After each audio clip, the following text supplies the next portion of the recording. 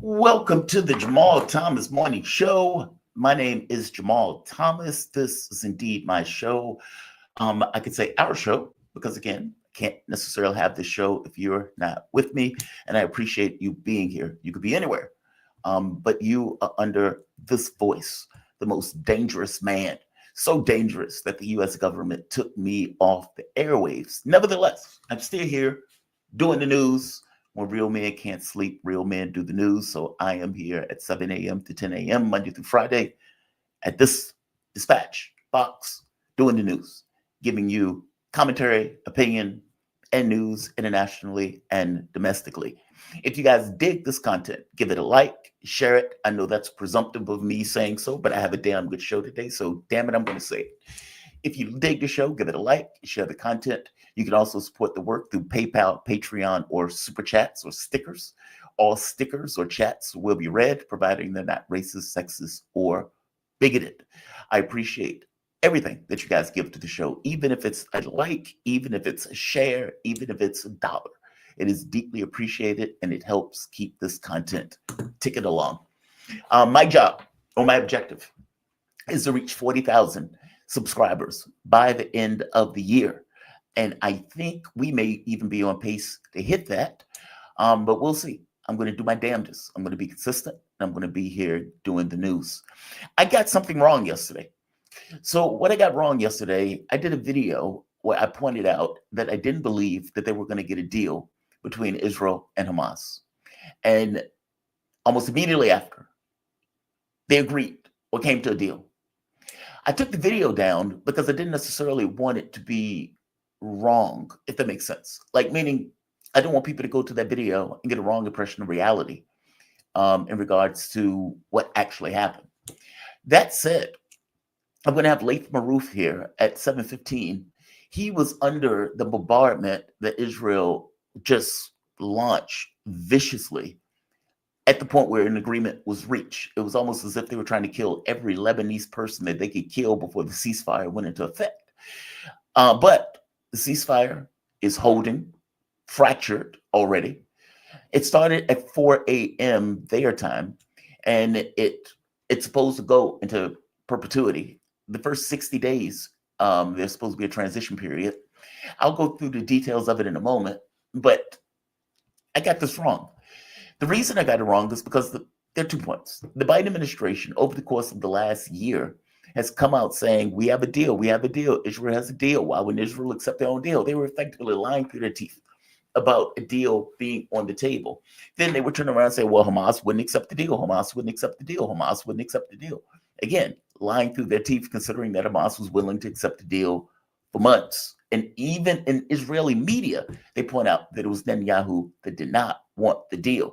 He wanted to create this greater Israel, in which case displacement, killing, forced and unforced immigration or migration, as they call it, for unforced migration is effectively destroying so much stuff where there is literally nothing there, forcing the people to leave. So also combining that with the conversation I had with Laith and knowing what Israel wanted, because in the very beginning, what Israel wanted was effectively to control southern Lebanon. And they were blackmailing the Lebanese government by killing as many women, children, old men, dogs, cats, rats, and any other animal that was there in order to get the government to sign on the dotted line, and effectively trying to get them to hand over southern Lebanon. I didn't believe the Hezbollah would leave. And the deal allows for Hezbollah to take their heavy weaponry back with the idea that the Lebanese government is going to be the one that is going to be occupying that area. The wild part about this deal, which I also didn't believe they were going to accept, well, Netanyahu wants to create greater Israel. There's that. There are many people in Israel that want to take and occupy southern Lebanon with this notion of keeping it safe for northern Israel. So there are a few reasons why I didn't necessarily think they were going to take the deal. But they took the deal. I got it wrong. And they paid a punishing price. But we should be very clear here. This is not what Netanyahu wanted. When they went into Lebanon, they wanted to take and occupy southern Lebanon. They couldn't take an outhouse.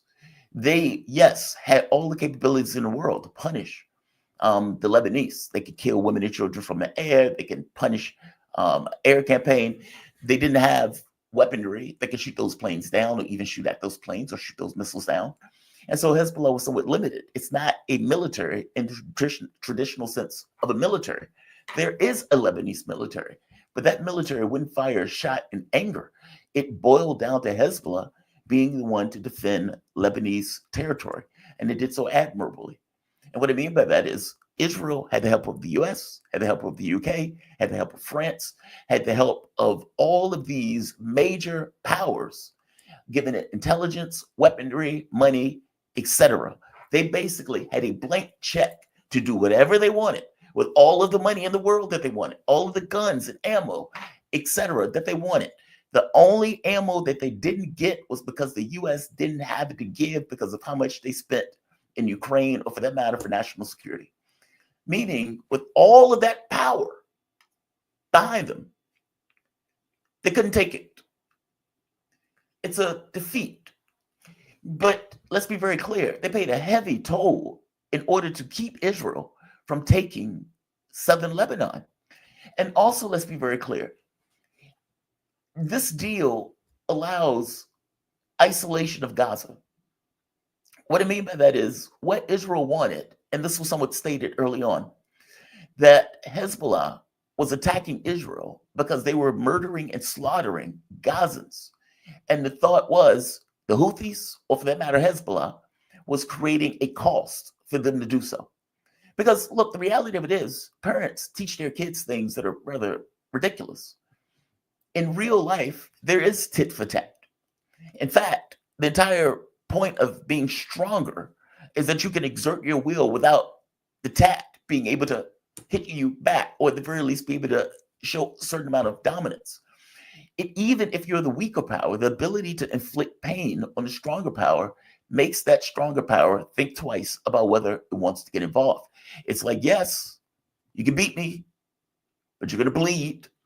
And do you really want to bleed in the way that you're going to bleed in trying to do so? So yeah, you can kill a lot of people, but we are going to inflict costs. When there are air sirens and your people, millions of people are going into subways or hiding under buildings and whatnot, that's a cost. When we fire rockets and blow up Tel Aviv, that is a cost. That cost being, we want you to stop the genocide. Or when the Houthis are taking down ships and destroying shipping in the Red Sea, again, that is a cost. Otherwise, what do you have to stop insane sociopaths from doing what they do? Tit for tat, escalatory, gamesmanship in a way. And I know it's grim gamesmanship, but it is what it is. It's what we have at our disposal to use as human beings in order to push back against an overarching power, which is what Israel is, especially when it's fighting women and children, old men with canes, and slaughtering a population that doesn't have a military that will fight it back. Nevertheless, Hezbollah still was able to preserve the integrity of Lebanon.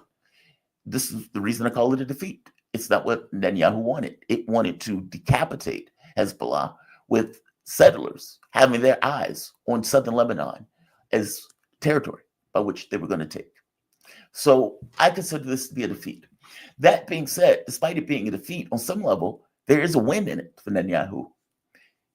He can now focus on Gaza. Because understand, the entire time that this has been taking place, they have been slaughtering Palestinians. They have said they wanted to annex the West Bank, believing that Donald Trump is going to allow them to do so because Miriam Adelson gave him, $100 million, or at the very least promised him $100 million. I think she ended up giving him $30 million. And full well believes, and I think based on Trump's picks on people of policy, that Trump is going to run an Israel first policy, even beyond the Israel first policy that Joe Biden ran, if indeed one could even fathom something to that extent. My point is that it becomes a hell of a lot easier to annex the West Bank, or for that matter, to finish killing civilians and exporting. I'm sorry, not exporting, um, kicking those civilians out of territory that you want to take in Gaza. It is far easier to do that if you don't have to worry about Hezbollah. And therein lies the rub. Because despite the fact that I get Hezbollah is making a choice because of the damage and the death that has been meted out by Israel on its own population, despite the fact that it was able to stop it from taking territory, there's still this notion that they got into this with the idea of defending the defenseless. Gaza, the state of Israel, is on a genocidal rampage. And Hezbollah, Houthis, were some of the groups that stood up to fight for Gaza when no one else in the world would. Regardless of what you think about them as a group, you can say they're brutal, you can say they're a terrorist group, you can say all that stuff. At the very least, you also need to say that they stood up for the defenseless in a way that no one else would, even Iran. Even though Iran did attack Israel, it didn't attack Israel until Israel attacked it first. Gaza, at this point, has been isolated, which is what Netanyahu wanted.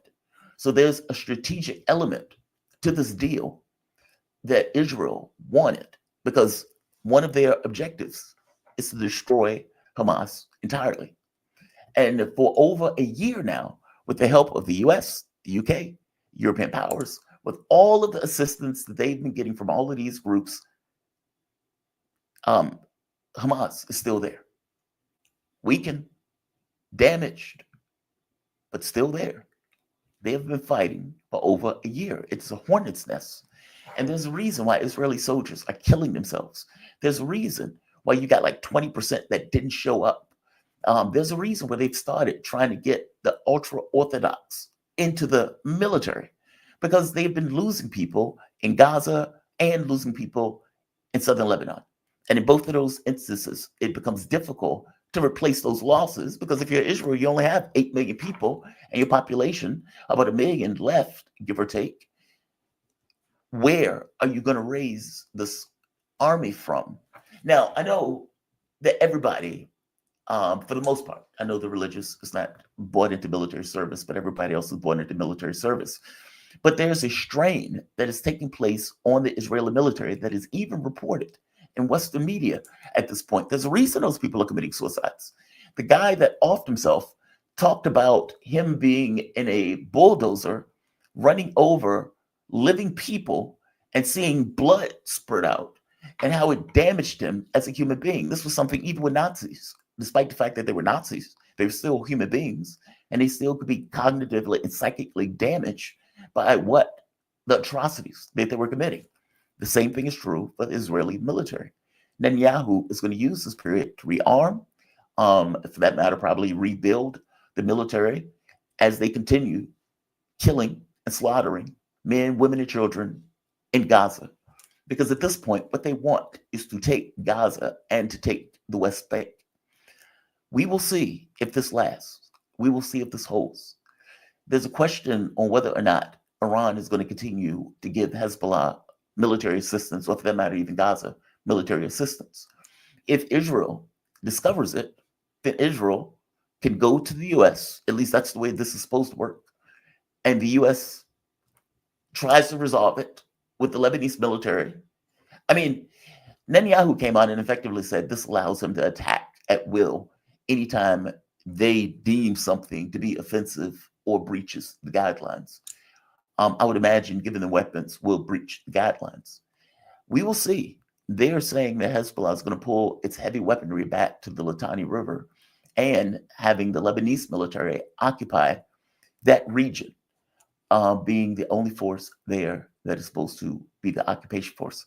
Well, it's not occupation, they're in their own territory, but you get my point. I'm very curious on what Lath is going to say. I'm super curious on what he's going to say, because he didn't believe for one moment that this deal was going to go through. By the same token, Hezbollah has a responsibility to Lebanon because they are Lebanese. They're in the Lebanese government. They're in the political structure. So, they still have a responsibility to the population that Israel going on a genocidal rampage may have incentivized them to accept this deal. We'll see. I'm very curious on what Lath is going to say. By the way, Professor Morandi is going to be on the show later today. This was booked in advance, so we didn't necessarily know the ceasefire was going to come into play, but good timing. He will be here. We also have Mark Frost. He's going to be here at 8:15. Mark sent me a text message, and he is freaked out, annoyed by what is taking place also. Even though we typically use him as an economist, Mark has shown himself to be very thoughtful about policy and politics. And so he had something to say. He said, next time I come on the show, this is what I want to talk about. This is game theory. This is insane game theory, because what is at stake is existence itself. Meaning one of the things that they put on the table is existence on Earth. And the idea that you put that on the table at all is rather mind-blowing. And then you say to yourself, okay, well, what are you putting that on the table against? Meaning, what is the thing on the other side of the scale? It has to be something pretty damn big if we're talking about existence itself for life on this planet. What on earth could that thing possibly be? Ukraine.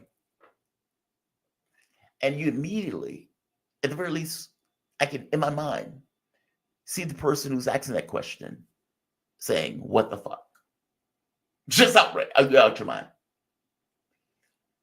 That is what they're doing. That is what they're doing. So he was royally freaked out by what was taking place, and God knows I don't blame him. And he wanted to have a conversation about it. So he will be on the show. Margaret Kimberly will be on the show at 9 o'clock. Always enjoy talking to Margaret. She's so easy to talk to. She's damn cool in general. We also have Rabbi Yakov Shapiro. He's going to be on at 10 o'clock. That was, at that point, I booked him because A, the ceasefire. B, I want to know what's taking place in Israel right now from his point of view. C, the man is an astonishing speaker. He is one of those people where you just sit there and just listen. It's like his knowledge of the stuff is so in depth. He is utterly fantastic. I found myself being blown away by him every time he's come on the show.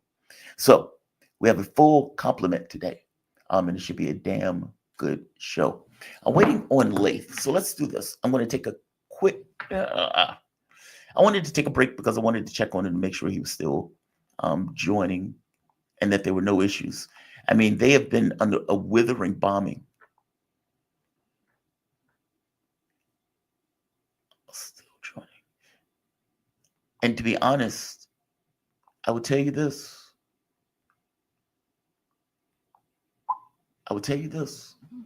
When I hit him up last night, I said, Lath, what the hell is going on? Because Israel had kicked up bombing the moment that the ceasefire talks were coming to an end. And they went on a killing spree. I suppose their thinking is, we want to enshrine this into their memories. Well, A, we don't like them, we hate them. But B, we want to enshrine this into their memories in case this happens again, that we can inflict heavy death and destruction on not just property, but also human life itself. All right. When I hit Lath up, I asked him, hey, can you come on to discuss this? And he said, if I'm living. Because keep in mind, their bombing campaigns were going for blocks. They were just indiscriminately killing people. I mean, these were areas where there was no Hezbollah, and they were just indiscriminately killing left and right, killing left and right. It was just utter destruction, to put it mildly. It's astonishing. While I wait for Lath, I want to go into another story. Something interesting has popped up and has been causing a bit of controversy. This line, well, two things, actually. Kamala Harris has been found, has been seen. There's been a sighting of Kamala Harris. She's still alive, but worse for wear. And she seems to be a bit disheveled. things have not been good for her. That's what it seems like. Despite the fact that she's been on vacation, it doesn't seem like it. She seems very, I'll let you see it for yourself. Because it's a weird video. It's not really a hostage video, but it's one of those videos where she seems royally freaked out and it seems very disheveled in comparison to her normal appearance. But one of the things that came out from her team, because they're on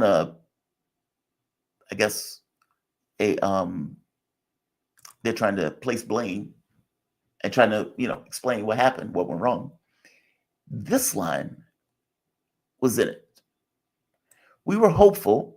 I don't know how optimistic we were, but we thought, okay, this is tied. And if a couple of things break our way, we could win. David Plouffe, the senior advisor to the campaign, said Tuesday on Pod Save America podcast, enjoying interviews with fellow Harris campaign alums Jen O'Malley, Dylan, Quentin Fawkes, and Stephanie Cutter.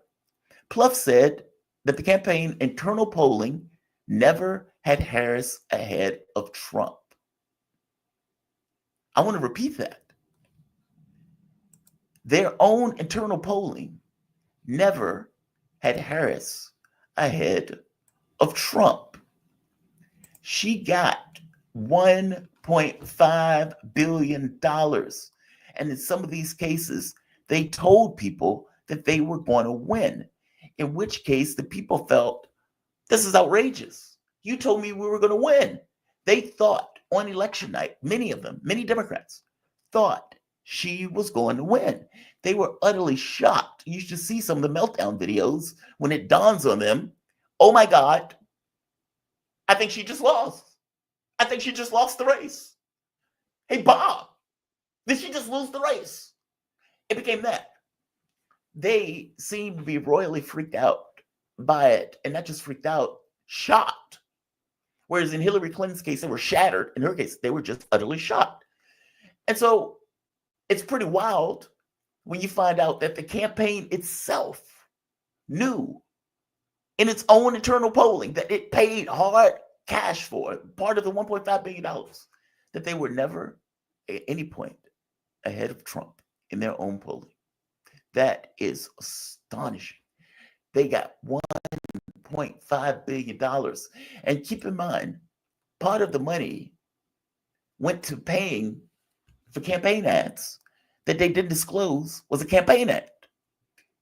What do I mean by that? Under normal circumstances, you would hear a campaign and it would say paid for by Kamala Harris or paid for by Donald Trump, because you want to know it's an ad.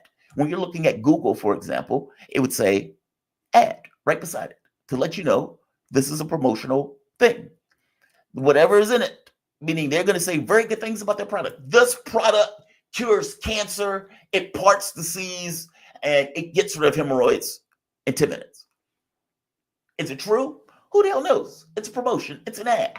It's what they're saying about themselves, which is the reason why you disclose that it is indeed a promotional material. All right. When Kamala Harris goes on Roland Martin, when Kamala Harris goes on Al Sharpton, or when some of these TikTokers, YouTubers, Twitters, when these people put down a nice word about Kamala Harris, or when these people do an interview for Kamala Harris, they were not disclosing the fact that the campaign was giving them ungodly sums of money.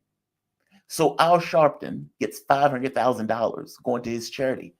MSNBC didn't know. MSNBC didn't know. Roland Martin, the roly-poly man, got $300,000 for that interview. And Oprah Harpo got over $1 million. In fact, I think it was $2 million, but whatever. I'll go with $1 million. Again, if I give you money and you do an interview with me, what kind of interview is that going to be? Meaning, are you going to come after me in an interview when I just gave you $1 million? Or when I just gave you $500,000? Or when I just gave you $350,000? Are you going to say an off word? Are you going to attack me? Or are you going to make something that you're calling an interview, but it's really promotional material because, again, you paid for it. It wasn't like the person came in and sat down and had an actual interview where there was no strings attached within the context of the interview. There were strings attached. You paid money for those strings to be attached. Because what is the point of paying for an interview if the guy's going to go after you in the interview? At no point did they disclose and say, paid for by Kamala Harris, which is what they should have done. That would have been the most ethical thing to do. Instead, they said nothing and acted as if an interview was a typical and normal interview. And understand what I mean. I accept that all of those people were going to vote for Kamala Harris anyway. Let's bake it into the cake. But at events, let's say like the NABJ, you can have an interview where you're asking questions to someone who you will vote for, but you may have an issue that you want to raise with them that may not make them look good. So when the NABJ brings up Gaza and they hit it 3 times, and she clearly didn't want to answer that question, she clearly hated that question, and she was pissed off when she left the NABJ event. Who knows if there was some issue? I remember when Chris Matthews was interviewing, it was some Democrat. It might have been Clinton or somebody. And Matthews was really hopped up on the Iraq war. And the interview was casual, very casual, very casual. And then he turned on a dime and went into that subject matter, which made her look bad in the context of that interview.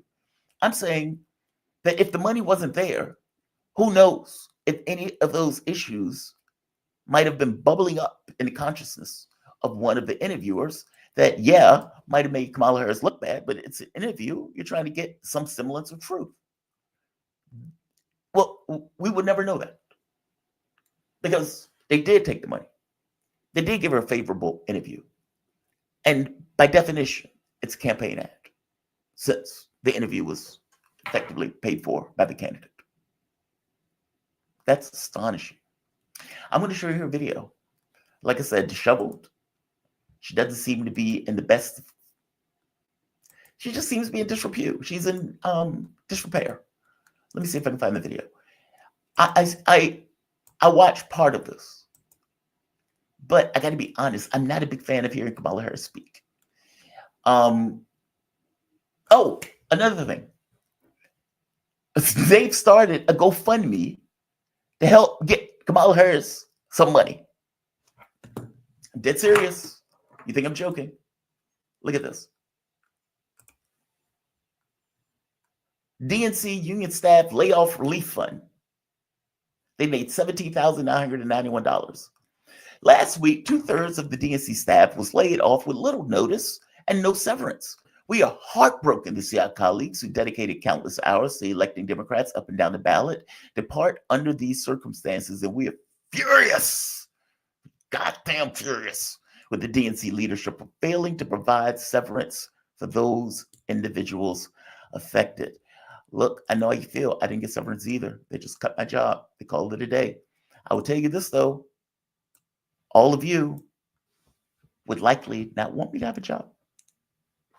I know you want my sympathy right now, but I would imagine you were dancing on my graves considering it was the Democratic candidate that got rid of my job.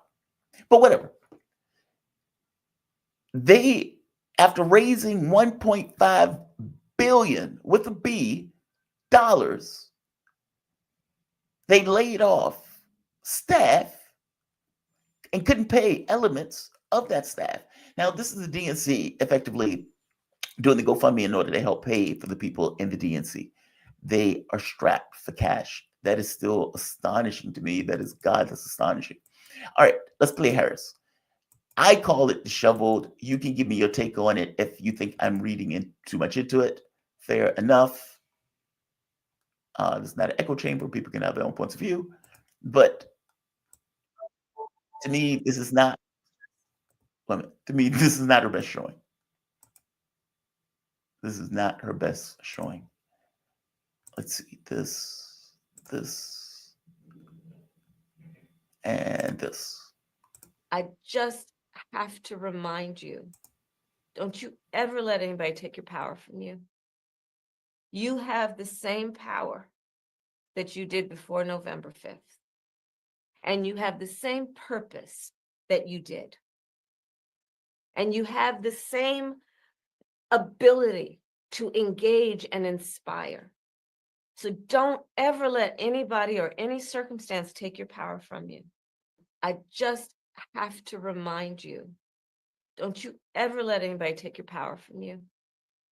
You have the same power that you did before November 5th. And you have the same purpose that you did. And you have the same ability to engage and inspire. So don't ever let anybody or any circumstance take your power from you. I just have to remind you, don't you? So you're saying, don't let nobody take my power from me. Is that what you're saying? I could be wrong. Maybe I misunderstood. It sounds like you're saying, don't let nobody take my power from me. But I can't necessarily be sure. People were saying that she was wasted in that video, that she was off her game, or fell off the wagon. I mean, just for reference, if I just say Kamala Harris, not doing anything else, this is what she typically looks like. Okay, not bad. But it just seems like a difference to me. See, this is her on a good day. Again, same person. And then if you go from that, you end up with this video. So I don't know what to make of it. It's weird. It's strange.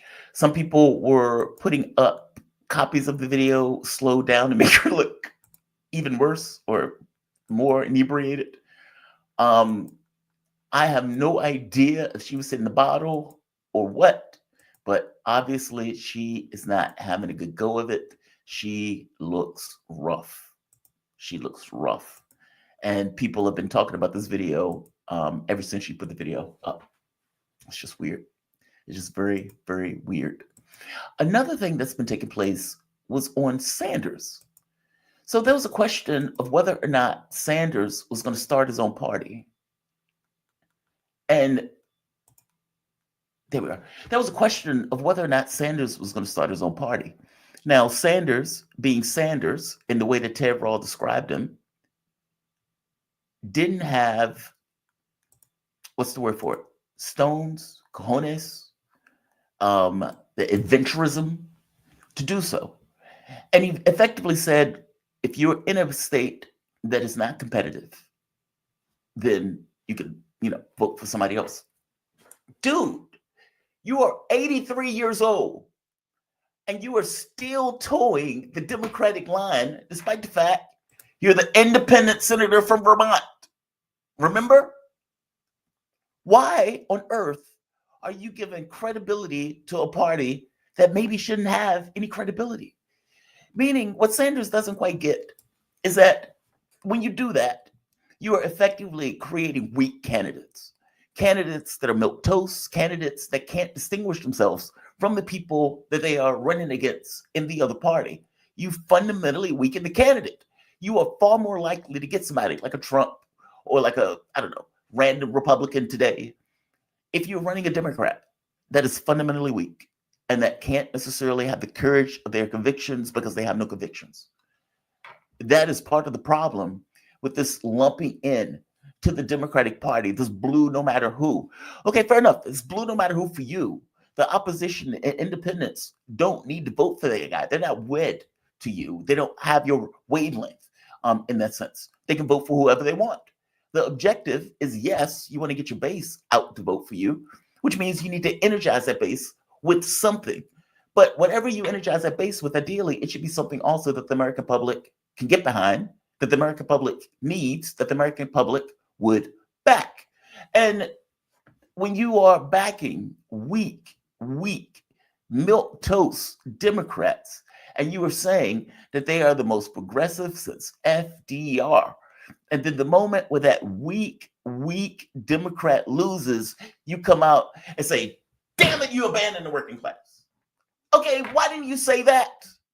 before she went out there and humiliated herself at the party, maybe you could have pushed her in a direction that might have, was a bit better. Maybe losing under the model, well, they didn't even have a primary, so I can't even say primary. I was thinking in terms of a primary. Look, I guess my point is, if you're backing weak candidates, you can't be surprised that those weak candidates lose. And now we find out she was never even in the lead. There's another story that is coming out of Pakistan. Oh, before we get to that, the Harris campaign is also, and they're not doing this officially, but elements of the campaign are trying to explain why they'd lost. Now, David Plouffe is pointing out where we were never in the lead, but this other group has found a different culprit. I can play this. This group found a different culprit. Let me get your take on whether you agree that the media was the problem. Because what they're arguing is that the media decided to focus on things that were insignificant, and the questions that they were being asked was irrelevant and didn't necessarily show her best features and attributes. Really? Really? That's what you think went wrong? I mean, even in the HuffPost article, they point to all sorts of ideas. They said, well, she couldn't go hard on trans kids. Who the hell is going hard on trans kids? Harris couldn't have distanced herself from President Joe Biden, they said, because she was loyal. She couldn't have responded more forcefully to attacks on trans rights, because to do so would have been playing Trump's game. Why are you standing on trans as an issue to fight over in the first place? How? Under normal circumstances, a political party wants to expand their base. They want to expand it. They want to get as many people as possible into their organization. That's what they typically want to do. Now, fighting on an issue like that is going to sever many of the people that you would be able to bring into your coalition. It is unfortunate for you to do that. But they come up with the culprit that media was at fault, that the reason her campaign failed was purely because of media. I want you to let him hear him. I am not media hater by any measure. And I think that, we women don't get far in life talking about double standards. So that's not the point. But I do think a narrative, 107 days, 2 weeks fucked up because of a hurricane, 2 weeks talking about how she didn't do interviews, which, she was doing plenty, but we were doing in our own way. We had to, be the nominee, had to find a running mate and do a rollout. I mean, there was all these things that you kind of want to factor in, but real people heard in some way that we were not going to have interviews, which was both not true and also so counter to any kind of standard that was put on Trump that I think that was a problem. And then on top of that, wait, real quick. The issue, no, just no. The issue wasn't that she wasn't going to do interviews, meaning in the future. The issue was that she wasn't doing interviews, that she fundamentally didn't see the need to do it because media was giving her this kind of positive glow when she first got into the race. It's almost like they gave her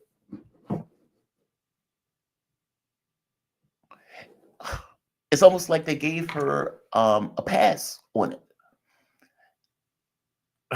Okay. Yeah, it's almost like they gave her a pass on it. And in giving her a pass on it, she didn't see the need to do it. So she didn't do it. I mean, I don't necessarily blame her for it. It breaks down into, okay, what is in the best interest of America versus what is in the best interest of the candidate? And as I pointed out, even Donald Trump, who didn't see the need to do debates, despite the fact it would have been the best interest of America for him to do those debates, he just didn't do them. Donald Trump came up with a strategy to point out she is not doing interviews. She's not doing media. And so what he decided to do was go out and talk to anybody that wanted to talk to him. Podcasters, media organizations, over and over and over, whether he looked stupid or not. And at the end of it, he would say, I sat here and talked to you for 2 hours. Where's Harris? In which case the media say, hey, he has a point. Where is Kamala Harris? So it wasn't that there was this expectation she wasn't going to do him. It was that she wasn't doing them. There's a difference in those things. I'm going to play this back. I know I interrupted the video, but I just wanted to, nail that down before we keep going. All right, let's keep going. These things that you kind of want to factor in. 2 weeks fucked up because of a hurricane. 2 weeks talking about how she didn't do interviews, which, she was doing plenty, but we were doing in our own way. We had to, be the nominee, had to find a running mate and do a rollout. I mean, there was all these things that you kind of want to factor in, but real people heard in some way that we were not going to have interviews, which was both not true and also so counter to any kind of standard that was put on Trump that I think that was a problem. And then on top of that, Trump was doing interviews. What do you mean it was an unfair standard? You're running for the presidency, meaning you want to be president of the United States. Trump is doing interviews out the wazoo. You and your candidate was not. And so this idea that, well, we were going to do them in the future, and this was an unfair standard because, they were asking us questions about being president. I mean, why on earth are they bugging us about, what is she going to do when she becomes president? You want people to vote for you. Do you get that? And she wasn't doing interviews. Do you also get that? Trump was. So why would they say, hey, Trump doesn't seem to do interviews when he's doing interviews and he's doing them all over the place in order to elucidate the fact and highlight that you are not? Jesus Christ. I mean, for God's sake, these people are in a goddamn bubble. They ran around the country with Liz Cheney. That is a massive mistake on its face. Not being able to tell people how you would be different than Joe Biden or what you would have done differently over the term that Joe Biden was in, again, is a big mistake. You want to rally your base to support you. Why do you think Liz Cheney is going to do that? And from my point of view, I go further. They broke away the woke stuff, or they ignored populism as a progressive quality associated with this kind of economic lefty stuff.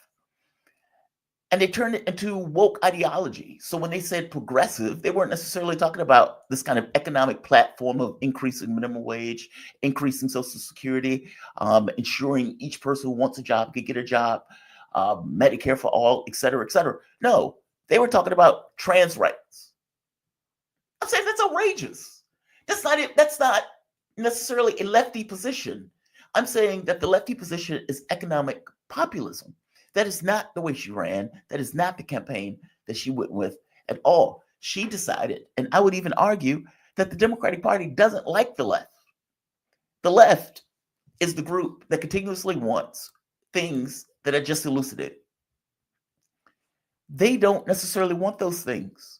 These people are somewhat elitist. And when you are listening to Joy Ann Reid say she ran the flawless campaign, yeah, to Joy Ann Reid, she ran the flawless campaign because Joy Ann Reid has a house. She has, her health care is going to be paid. She makes probably $1 million or so a year. She will be fine. It's everybody else that is under stress and concern about whether or not and how they're going to persist in this world. There was a tension that was there. People were damaged as a direct result of what Biden was doing over the course of his administration. She doesn't seem to quite let that sink in. The media did not damage you. They didn't. In fact, they were keeping you afloat for the first month or so. I mean, keep in mind, this is the same media that came back and said Donald Trump wanted to shoot Liz Cheney in the face and had person after person to talk about Donald Trump wanting to shoot Liz Cheney in the face. And none of it was true.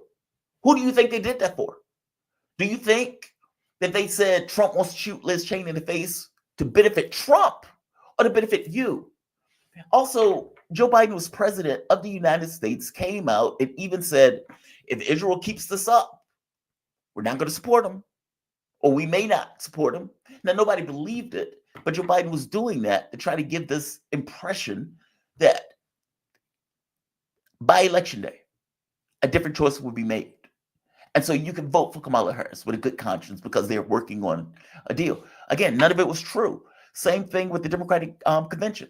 You had Joe Biden sending Blinken trying to get a deal. So when they went to the Democratic convention, they could say, we got our pause. It didn't happen. I'm saying you had far more advantages than you guys are giving yourselves credit for. And I get you might have been behind the entire race, but that is not the way it was discussed. And truth be told, in many cases, it was a 50-50. It could have went either way until election day, in which case you could see the trend line going in a different direction. I'm sorry. I know I'm picking this apart, and I know it annoys me because what I desperately want is to have a viable left-leaning party in this country. That's what I want. I think the country fundamentally needs it. And that's not what we have. We have a party that can't even beat somebody like Donald Trump. And the guy who would have been best suited to beat Trump, they did any and everything in their power, even up to cheating, to keep him out of the ballot. So, yes, I want them to accept the failure. I want them to figure out why they failed. I want them to take on an economic populist message because it is in the best interests of America. That's what I want. And if you're listening to what they're saying, they're coming down to, well, clearly everybody was sexist. Everybody was racist. Black people weren't loyal. The media was against us. Joe Biden was fundamentally bad. And so we were digging ourselves out of a hole. Like, trans rights wasn't popular. Like, it's the stuff. As opposed to, we fundamentally failed. We fundamentally failed. We've alienated the population. Even the Joe Rogan debate. If you listen to what they say about the Joe Rogan, they're like, we need our new Joe Rogan. And it's like, Joe Rogan was literally a Democrat. He was a Bernie bro. They are not getting the point. And if they're not going to get the point, that means they are destined to go back and lose again. And what's wild, Kamala Harris ran, 2 campaigns? In the first campaign, I showed you how she ran out of money in that campaign also. This campaign, she got $1.5 billion loss and still ended up in debt after that. And now they're saying this. You're not going to believe it. They want her to run again. They want her to run again. Wait a minute. Let me get this straight. This. Wait. That's not it. This one. I need to find the clip. But the Democratic Party effectively said that Harris' campaign is in the lead.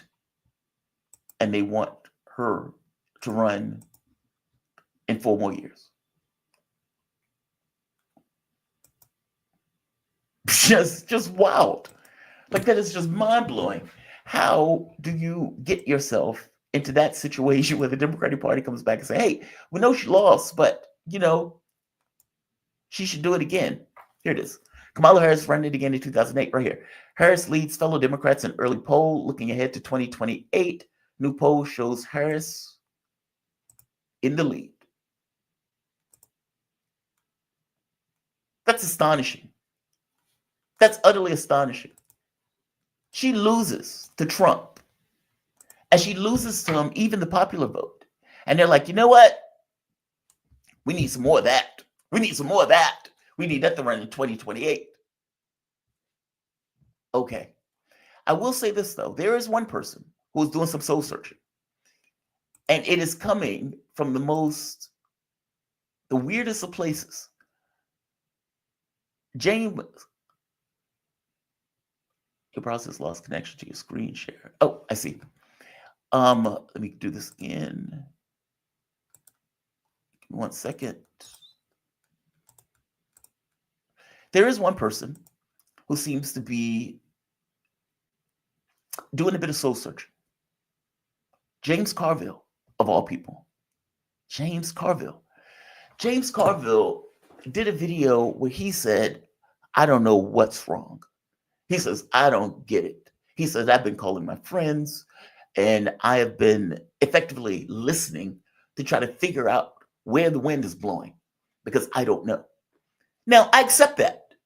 I accept that. That's the alcoholic waking up one morning in his own vomit and saying, oh God, I got to do better with my life. That's what that is. I accept that. That is the first step to getting treatment. The unfortunate part is the rest of the party is not there with him. They're still trying to come up with excuses on why she failed. But Carville has been making these videos where he's been effectively saying, I don't know what's wrong. And he goes on, when he finds out that they didn't go on Joe Rogan because some staffers didn't like it, meaning you had some woke staffers who said Joe Rogan is the devil. And so Kamala Harris didn't go on Joe Rogan.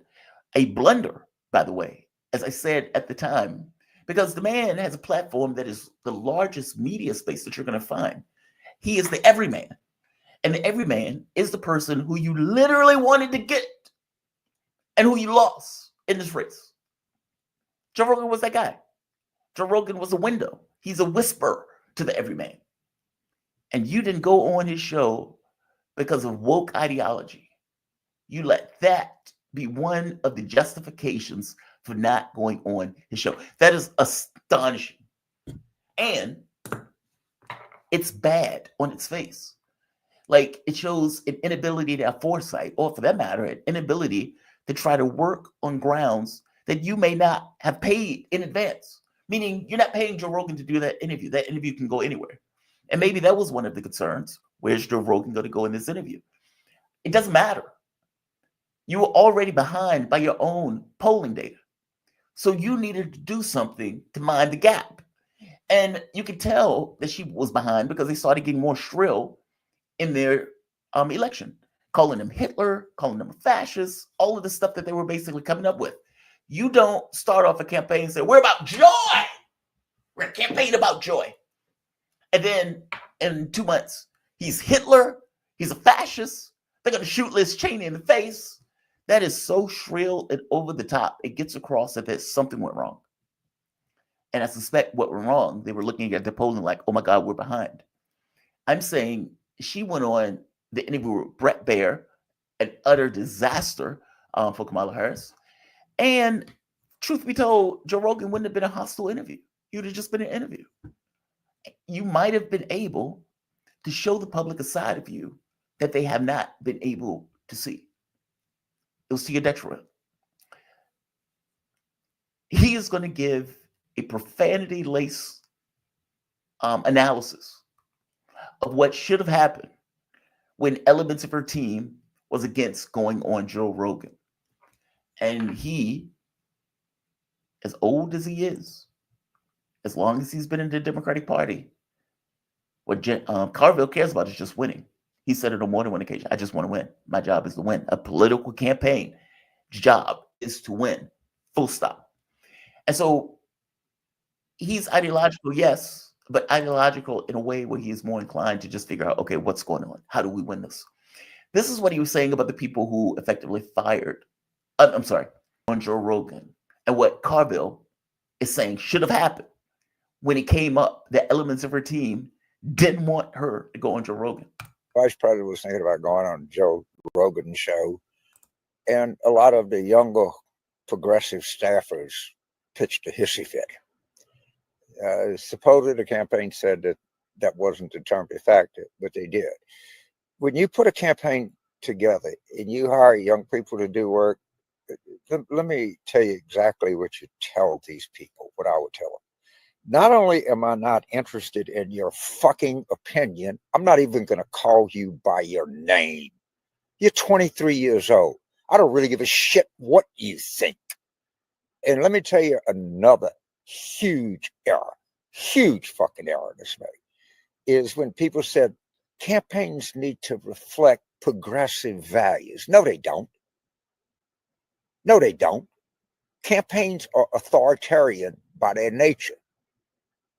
And if I were running a 2028 campaign and I had some little snot-nosed 23-year-old saying, I'm going to resign if you don't do this, not only would I fire that motherfucker on the spot, I would find out who hired them and fire that person on the spot.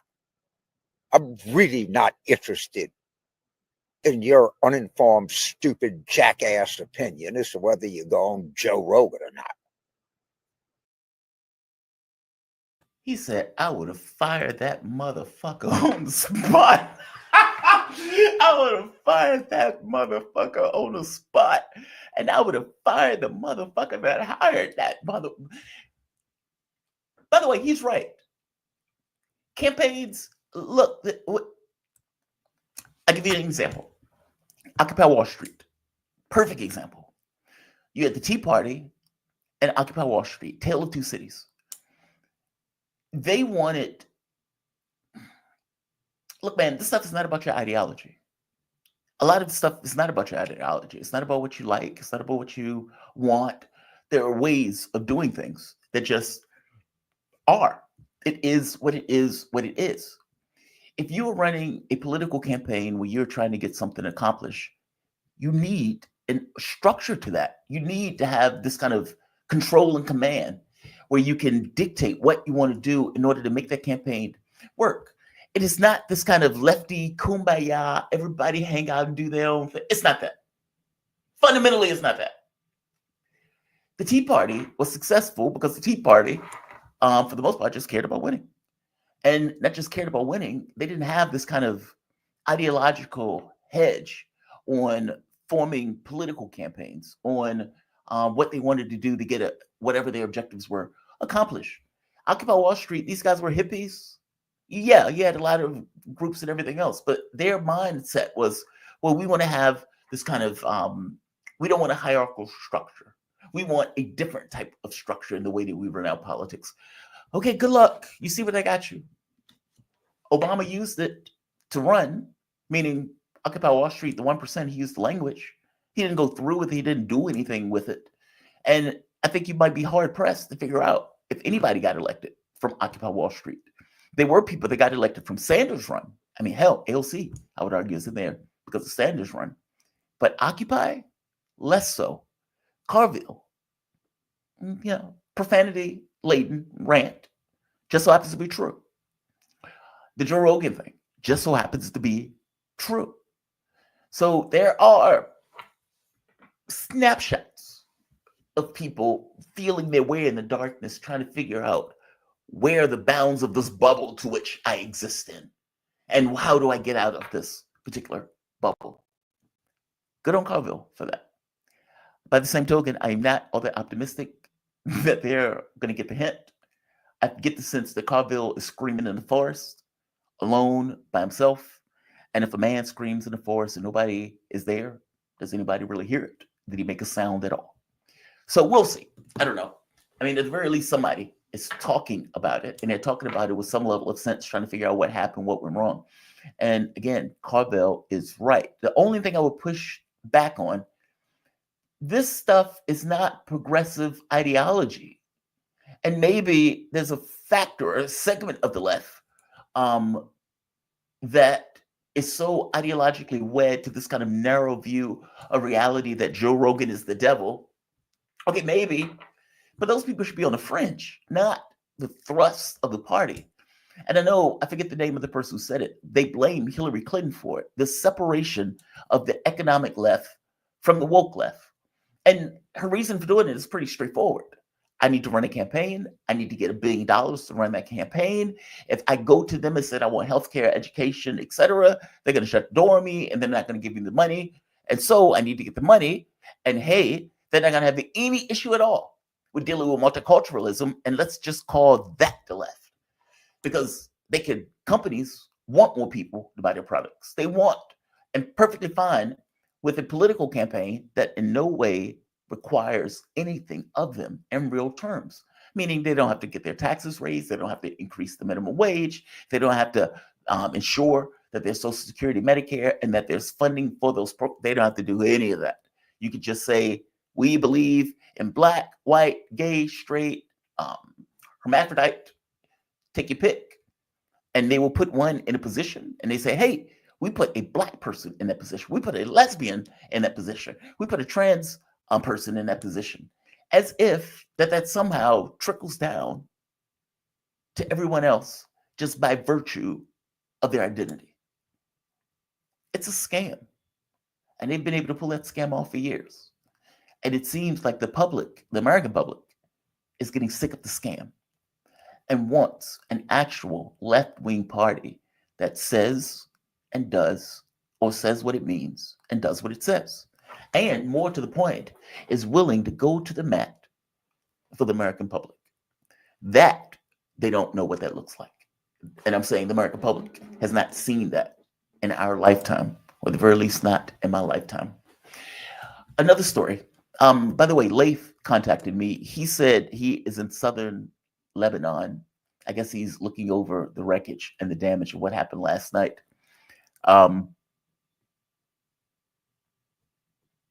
Yeah, I'm not going to say anything. I am grateful that he's safe. Definitely. I know he told me when it first started that it was basically bombing all around him. He could hear it from where he was. So I am glad that he's safe. My priority is the show. So obviously, I'm going to be thinking of, hey, dude, you're supposed to be here at 7:15. But I do understand that all hell has broken loose in Beirut and that they are examining the wreckage of that all hell breaking loose in Beirut. And so, look, I'm more than anything else, I'm just happy he's safe and that he's not harmed or damaged or anything like that. Even though my heart goes out to everybody that's there. It's just unimaginable what they're going through, the suffering. I want to go into another case of all hell breaking loose. A pet story of mine that have interested me to no end is in Pakistan. And it has to do with Imran Khan. Imran Khan was the prime minister of Pakistan. He is one of the coolest people you ever see in your life. There's a video of Imran Khan sitting, I think, in like a courthouse or something like that. His supporters are outside fighting cops. And he knows the cops are coming in to get him. And he's just sitting there like a warm summer day as the cops are trying to fight their way in to get him. He is just wild. The thing with Imran Khan is he was sitting in Moscow at the time of the special military operation beginning. Now, he didn't know it was going to begin. He wasn't there for that. He was there for something else. But the idea, that image, is pretty damning, you can imagine, from the Western side of things. He also has a massive popular following in Pakistan. They love the guy to death. Pakistan military got involved into the politics.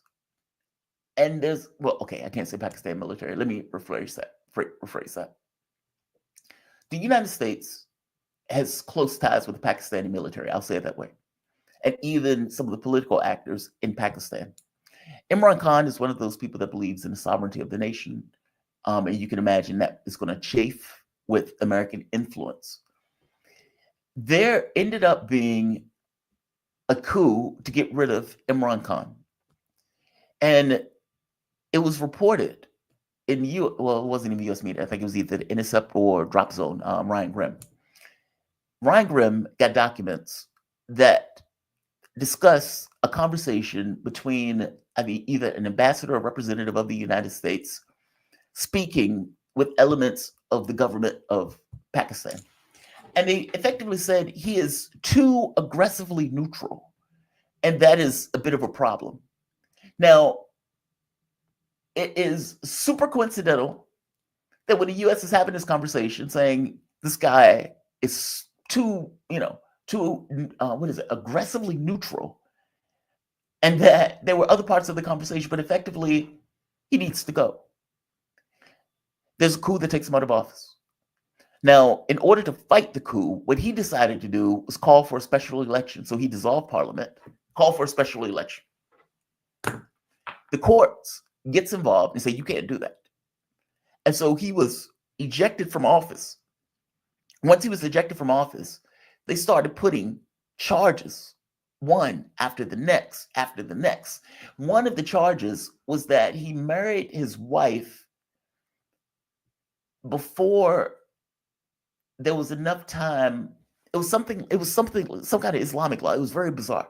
It was something like he had sex with his wife and didn't give enough time for the other marriage to be over with before hooking up with his wife. It was something weird, something bizarre. But they got across that this was a political issue.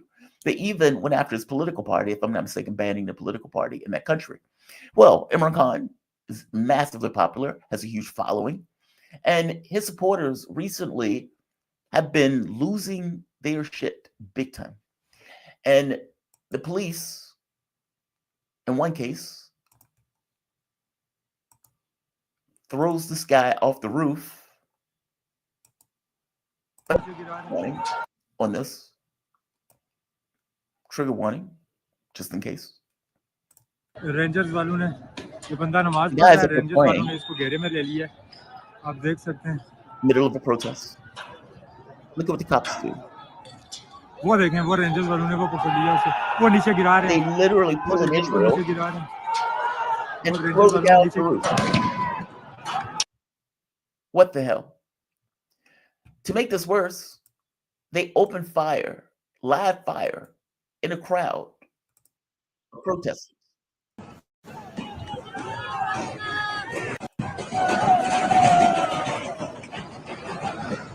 I don't know if this is a live fire, but this was the protest. That is terrifying. That is utterly terrifying. Threw the guy off the roof. Apparently, there was a massive amount of protesters, and in order to deal with the protesters, the Pakistani police, I don't know if this is police or military, opened fire on the crowd with live ammunition, sending scores of people to the hospitals. Just astonishing. Now, when the U.S. is asked about this, because Ryan Grimm had the opportunity to ask the State Department, like, hey, what the hell is going on in Pakistan? And don't you have anything to say about what the hell is going on in Pakistan? And the answer, of course, was Pakistan is an independent country. It can do whatever it wants. It's like, but in every other case, you get involved. Why aren't you involved in this? This is outrageous. Pakistan is an independent country. It can do whatever it wants. It's just astonishing. I don't know. I have this kind of pet fascination with the country, but I followed Imran Khan at this point for several years. And he was railroaded like nobody's business. One of the things that they prosecuted him on was revealing the fact that there was a coup to take him out. Imagine the indignity of me finding out that a foreign power is working with this government to get rid of me. I out that fact and produce evidence to out that fact.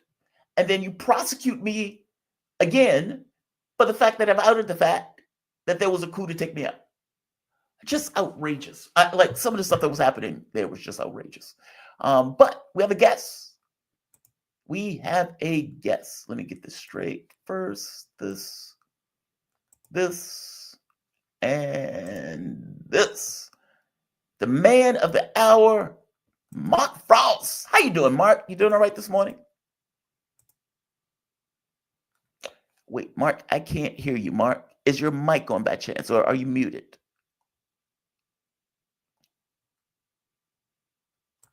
Okay. Now you can hear me. There you are. There you are. How you doing this morning? You doing okay? Doing really good. I got Shumpi in my lap and everything's good. Shumpi in my lap and everything is good. Good. I'm glad that you There joined you go. me. You got to say hi to Shumpi. My mom is going to be terrified. She's going to leave this screen. She's terrified of cats. I'm glad you could join me, Mark. I when you sent me the message and you were saying basically this is insane game theory being played out effectively, and I'm paraphrasing, with the world at stake. And it's like, when you think about that, you think to yourself, yeah, that's effectively what's happening. I mean, did you ever read the book, Three Body Problem? No, I haven't, but I've heard about it. Yes. Oh, that book is astonishingly good. Like, especially when you get to Dark Force and when you get into Death's End. Oh, wow.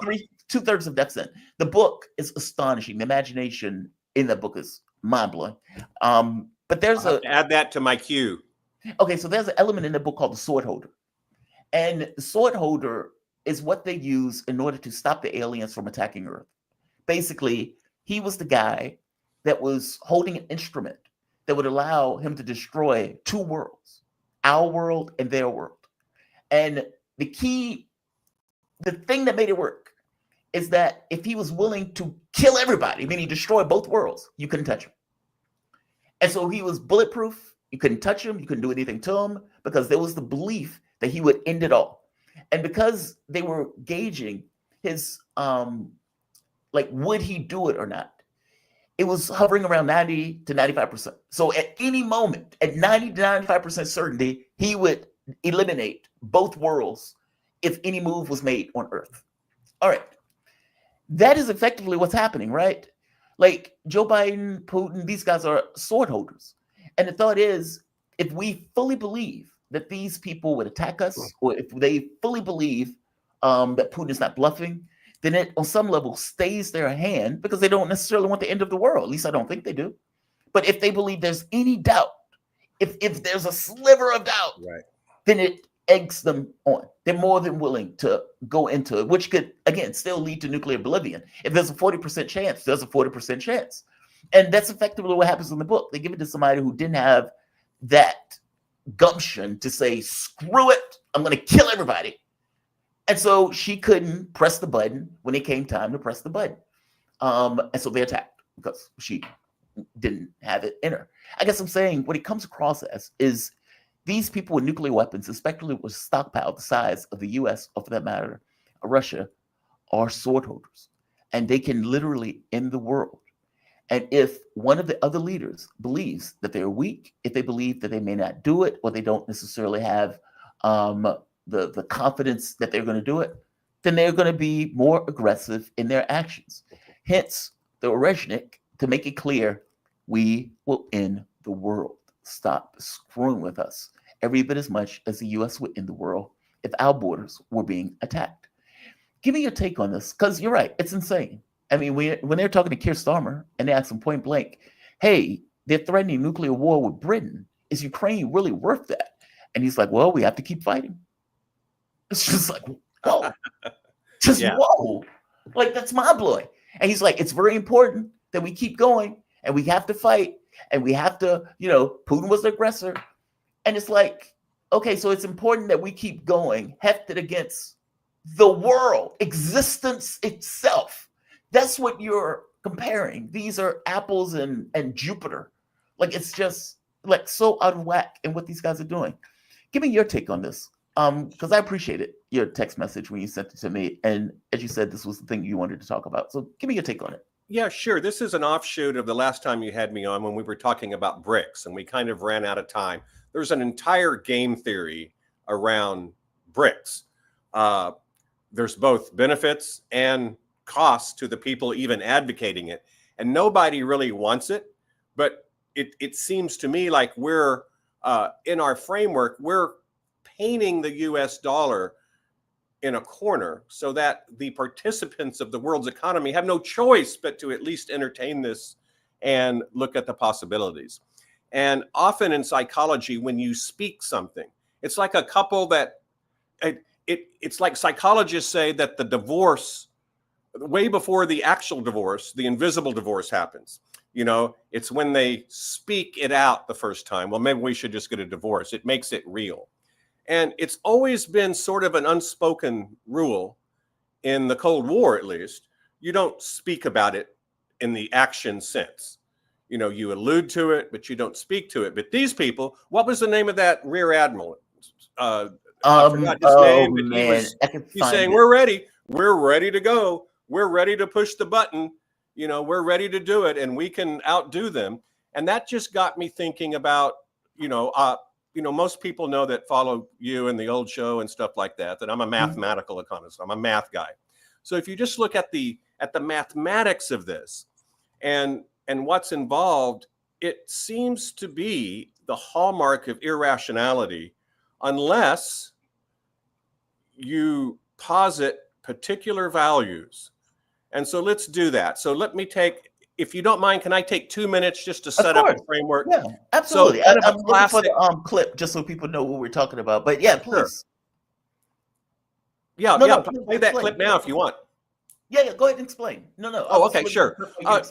So game theory is a mathematical, probabilistic way of trying to analyze group behavior given the expected behaviors of all of the various participants. It's used in economics on the business side in the case of oligopolies. So let's say you have Pepsi and Coke. So Pepsi and Coke advertise knowing that they're not really going to get much more market share, but they advertise because they know they know that their opponent is going to advertise. Right. The rational thing to do would be for the leader of Pepsi and the leader of Coke to get together in a smoke-filled room, so to speak, and just and then agree, we're not going to advertise. We'll keep the status quo as it is, and we won't advertise. We'll save all that money. And that would be the ideal solution. But what actually ends up happening is they both advertise, because even if they have a deal that they're not going to advertise, there are strong incentives in this for one of them to cheat. Because if they have a deal and they're not advertising, and Pepsi comes along and advertises and Coke doesn't, Pepsi gets market share. Right. So that's often called the Northwest Corner solution in game theory, because we are painting an outcome that rational people are going to choose. It's rational to advertise. Why? Because I don't believe Pepsi's handshake with me that they won't advertise. Right. Well, let's take this in the nuclear war now. What is cheating when we're talking about, international, international thermonuclear war? Well, cheating, and pardon me, I'm going to put my brain into the brain of a neocon, like a Dick Cheney, or speaking of conflict, my cats are fighting.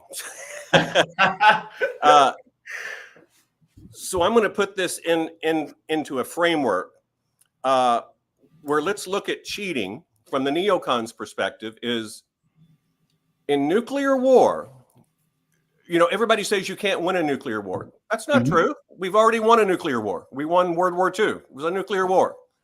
It was really easy because we're the only ones that had them. Right. So, right. It's not exactly the same, but I feel you. Well, no, because this is very important, because in the mind of the neocon, here's the premise: war is inevitable. And remember, rarely do people make actual errors of logic. It's usually errors of premise. The premise these people have is war is absolutely inevitable. And because it's inevitable, the very nature of nuclear war favors those who strike first.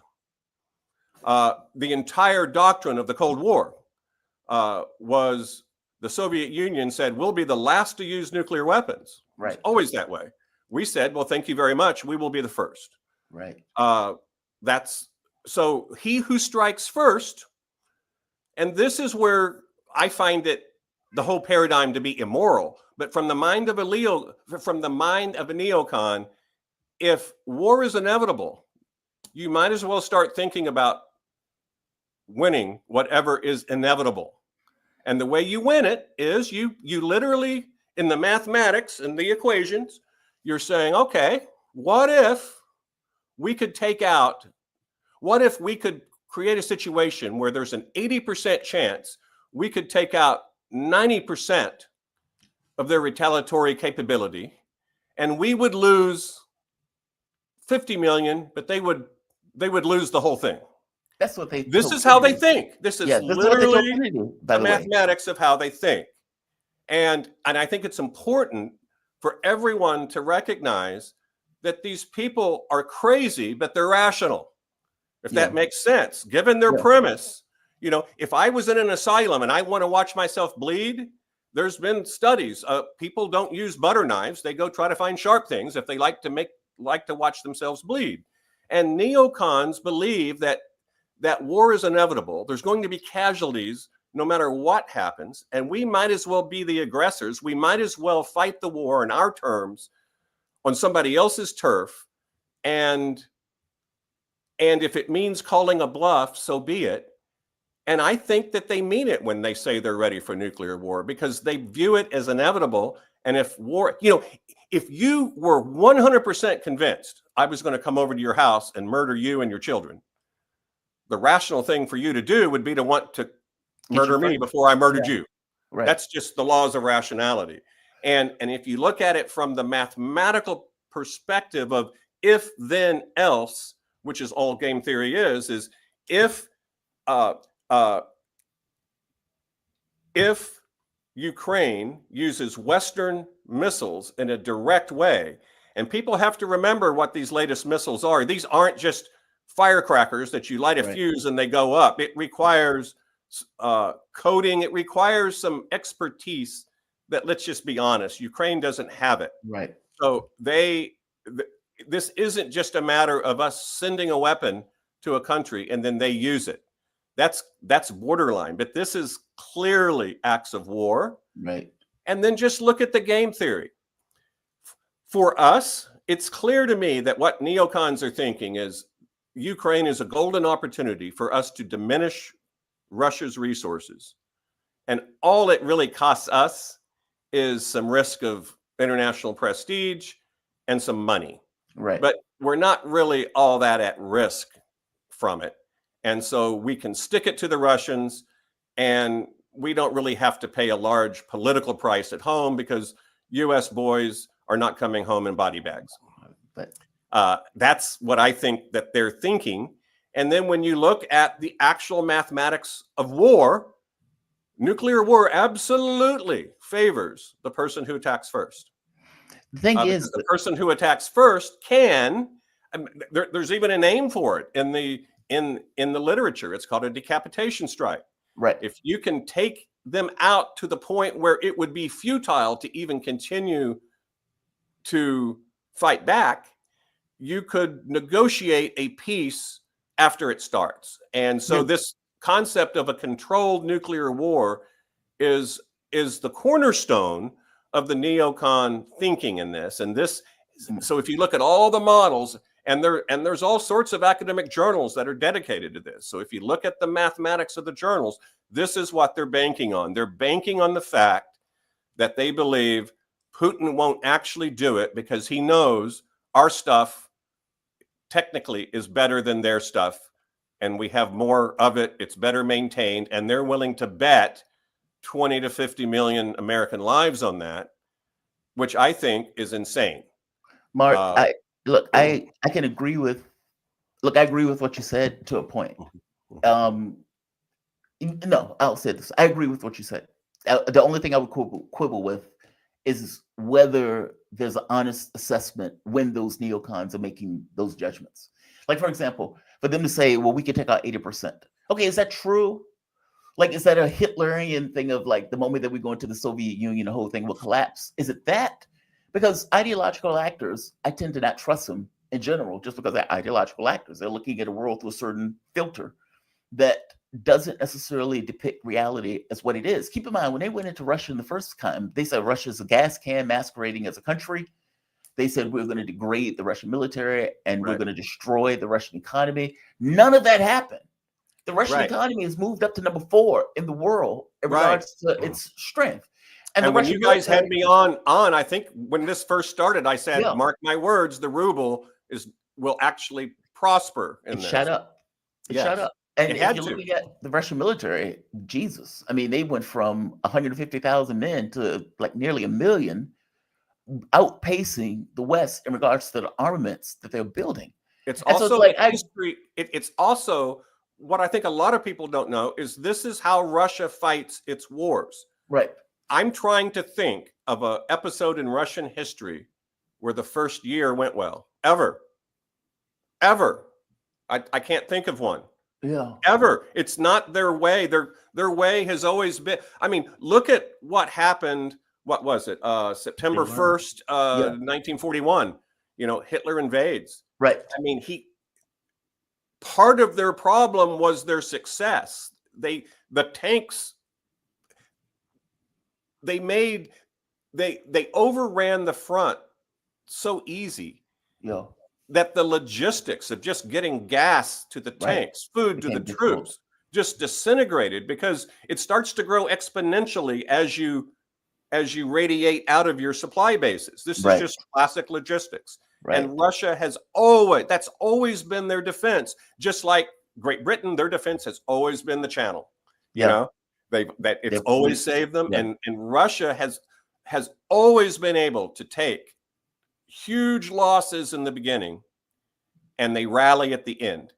That has been every single war that Russia, regardless of their government, has had. Right. That is a fitting adaptation of that. And it's a perfect descriptor of how Russia fights wars. They are very good at attrition. They know how to do it very well. And and nobody, to be honest, has really done it better. And they have a way of breaking out at the right time. When you guys had me on, when this thing first started, I said, okay, I said, as soon as I get off this show, I'm going to go buy rubles. You know, and then I also said, this war will end poorly for Ukraine. The smartest thing that people could do. I don't think Russia wants Ukraine. I think Russia is tired of being told NATO's not expanding eastward. And so they don't believe us anymore because we just kept lying to them. So they have made a decision. It would be like if the Chinese took California. We're not going to allow that. You know what I mean? Or even Mexico. Right. I mean, my analogy is Mexico. If you knock over the government of Mexico and you put in intelligence, you put in military, you build up a massive military, you put in power people who hate the United States, the U.S. wouldn't tolerate that. I mean, there's nothing in me that believes the U.S. will say, well, Mexico is a sovereign state. They can do whatever they want. If they want to point missiles at us, they can do that. If they want to point their propaganda at us, they can do that. The U.S. would lose its mind. It would lose its mind. And maybe rightly so, because it is a rational thing to be afraid of neighbors who in the past have not been friendly to you. I think that's a reasonable thing to say. So, just like, people always used to say, why did Saddam Hussein not just let people come in there? Because, Scott Ritter has a great answer to that. Because for Saddam Hussein, Iran believing he had weapons of mass destruction was an existential piece of information that he could not surrender. Well, let's flash forward to today. True or false? The United States can leave Ukraine right now. They can do it right now in a heartbeat. We can leave it right now, and it costs us. Let's say it costs us a little bit of. We'll come up with some word. Let's say it costs us in terms of the utility with respect to international prestige. We tucked tail and ran, but it's a minor expense on us. It's a minor cost for Putin. This is do or die. It's existential. He either wins the game we've set up for him, or he loses everything. We've not gained. The whole purpose of game theory is to give your opponent a way out, even if you win. But see, that's the rub. If you don't win, you give yourself a way out. That's the rub, though. For them, it is also existential because there's an element that creates a perturbation in just rational analysis. And that's this notion that we must maintain leadership of the world. Even in that clip, that guy says something to the effect about the nuclear wars. He's like, well, if we can retain dominance over the globe, then, fair game on some level. Like in their minds, losing in Ukraine is effectively saying, okay, well, what's the point of NATO? Or for that matter, even, do we still maintain control over this physical matter reality and our capability of doing things on the ground, whether economically or financially or militarily? And they staked it all. of that in Ukraine. I don't think they look at that as a minor thing. I mean, even when Right. you hear Keir Starmer talk about it, he's like, it's very dangerous if we don't do this. It's like against the world. Like that's what you're like staking that against. What's I think really dangerous? What's really dangerous? See, I don't think the next world war is going to start because the United States or Russia decides to take advantage of a first strike opportunity. I right. think it's going to be accidental. I think the operational tempo of the commanders gets ratcheted up. DEFCON 3 to DEFCON 2, things get marshaled. Somebody gets a little trigger happy and things escalate. It's almost World War I-ish to me right now. That war started through some bizarre, some dominoes fell, and it just knocked the whole house of cards down. That is a very weird start to a war. And this is how that can happen. I don't see that. I don't see that either side really wants to do it. I just think that there are voices. You call them neocons, call them whatever you want to call them, but there's voices in this current administration that seem to think that they're so confident Putin is bluffing. They're so nearly 100% confident Putin is bluffing. They're willing to risk what we call the black swan outcome, meaning low probability but high impact. Yes, it's a low probability that we're going to go and engage in nuclear war with Russia. Right. But if we do, and this is where the statistics break down, it's not a bell curve anymore. It's a highly skewed distribution. So now we have a low probability but high impact event that isn't just something that's going to cost $1 trillion to the world or something. This is going to set back civilization itself. Yes. Centuries if it happens. And it also sets a precedent. Now the nuclear war is no longer taboo. Right. And this is part of what I hate about it. It's the talking about it. It's the nonchalant attitude just around the probabilities of all this that's making me crazy. Well, this is the clip of the guy that we were talking about. There we are. Yeah, this is the clip of the guy we're talking about. This is Admiral, I think he's a rear admiral. Listen to how casually he's talking about the end of the world. I mean, because the reality of it is, you're right. I mean, like, God did not proclaim that Ukraine needs to be in the Western sphere of influence, nor did God proclaim that the West needs to manage and control the world. It didn't function that way. I mean, it's like, it's a fight for supremacy of sorts. And like this notion of like, I'm going to take my ball and go home, and take my ball and go home is basically the end of the world. It's just outrageous. Like, for one, the start of this conflict is a catastrophe that didn't need to happen. And so it's like the fact that we ratcheted up to this level for something that literally didn't need to happen and that they fundamentally lied about all the way through is mind-blowing to me.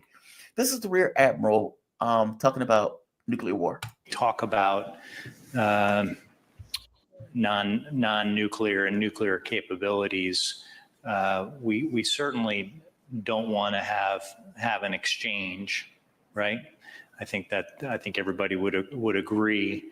If we have to have an exchange, then we want to do it in terms that are most acceptable to the United States. So it's terms that are most acceptable to the United States that puts us in a position to continue to lead the world. It is mind-blowing to me. That statement, every time I listen to that statement, it blows me away. We need to do things that are in line with the U.S. continuing to lead the world. And he is talking about nuclear war. It's just astonishing. And it's the nonchalant way he says it. He goes, well, of course, we don't want to have an exchange, but if we have to have one, we're ready. Well, we don't have to have one. Right. Because I'll bet you $100 against a nickel right now that if you go randomly select 1,000 Americans, I doubt even 50 of them can point to where Ukraine is. Yeah. I'm not kidding. I would bet that. So Ukraine for us is a minor excursion. We're playing around, doing some neocon games, and we're playing around. For Russia, this is like the bully when you were in grade school. Yeah. You know, he takes your lunch money one day, and then the next day it's a little bit more and a little bit more, and finally you have to fight him just to get him off your back. Right. And this is what NATO has been. They've been a bully. We squandered so much human capital that would have made the world better in 1990. We sent the worst of our economists over there, and like trained parrots, it was deregulate, do this, do that. Forget that there was no infrastructure whatsoever inside the country to have anything even resembling what we would call good capitalism. Right. You know what I mean? It was what they got was the worst of capitalism, which was its corruption, its cronyism, you know, its exploitation. And so it's not an accident. Putin could have had a heart attack 40 years ago. There would have been somebody else that would have taken that over, because that's what happens when you shame people for decades and decades and decades. And I've been to Russia, and I don't mean the tourist traps. I've been all over. Back when I took that, you know, ground transportation only from London to Singapore, spent a lot of time in Russia. And Russia, and I don't mean politics, Russians in general are conservative people. They're family-oriented people. They're also Christian people. And you can't overstate that. They see some of what's going on in the West, and they find that to be decadent. Right. Now, I might disagree with them. With my libertarianish roots, I might say, well, you know, I think you're wrong on this and you're wrong on that, and we should have separation of church and state and all that kind of stuff. But that's a very American notion. They don't look at it that way. And they're actually kind of like Americans. They're very patriotic. Yeah. They can criticize their country, but they don't really want to see foreigners doing it. You know what I mean? Mm-hmm. And Americans are a lot like that too, I think, in many ways. So I'm not a very neurotic person at all. I have my faults, but that's not one of them. But I'm pretty neurotic over what's going on in Ukraine right now. Same here. And if I don't have to like the Biden administration, but I'm worried. I don't even know who's in charge. Do you know? Do we know who's actually calling the shots right now of the Biden administration? Because Biden just doesn't fill me with this thought that he's cogent and he's making rational decisions. I'm so glad you brought that up. Because it's super weird. If you remember, Putin a couple of days ago came out, addressed the nation and the world. And he explained what was going on. He explained why he released the Oreshnik. He explained what was going to happen if this keeps going. Meaning, he went to his public and he explained what was going on to the public from the point of view of the state. Yes. All right. Joe Biden gave the permission to change his order to allow Ukraine to fire into Russia without saying anything to the American public. Kamala Harris didn't say anything to the American public. And we found out about it kind of like in a half-assed backwards way, with Zelensky popping his chest out saying, our missiles will speak for itself. Biden and the White House did not even confirm up until I think like yesterday that they allowed Ukraine to even do that.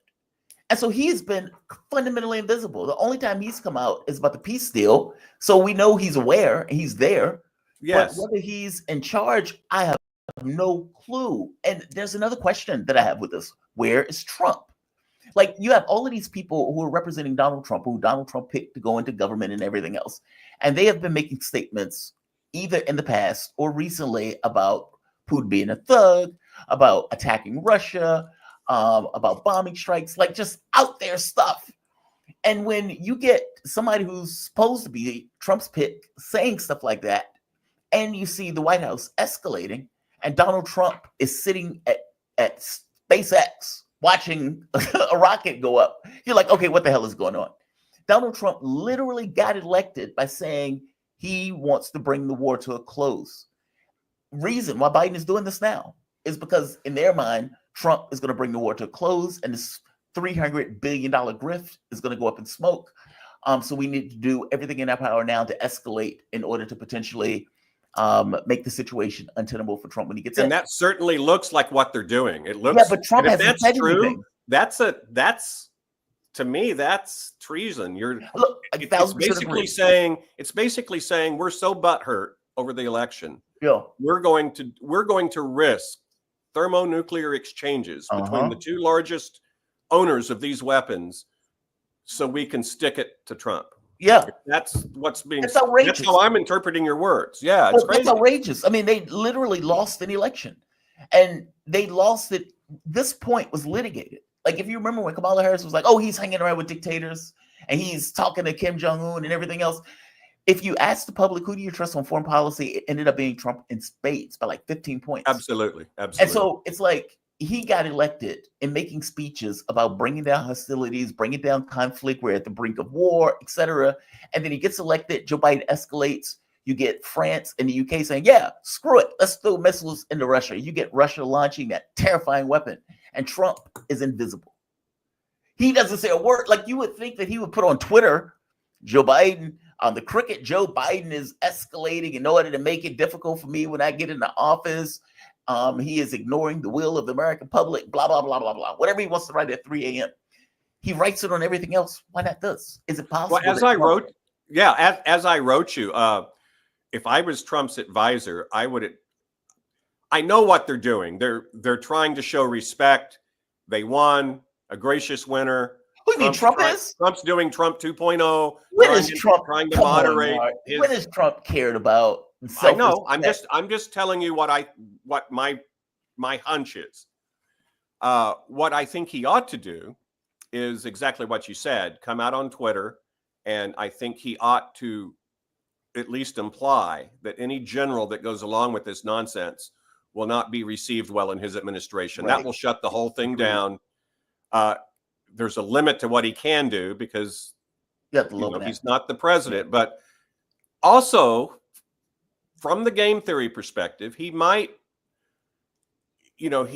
he's accused, just like you and I are, of being Russian assets sometimes, right. because he thinks rationally.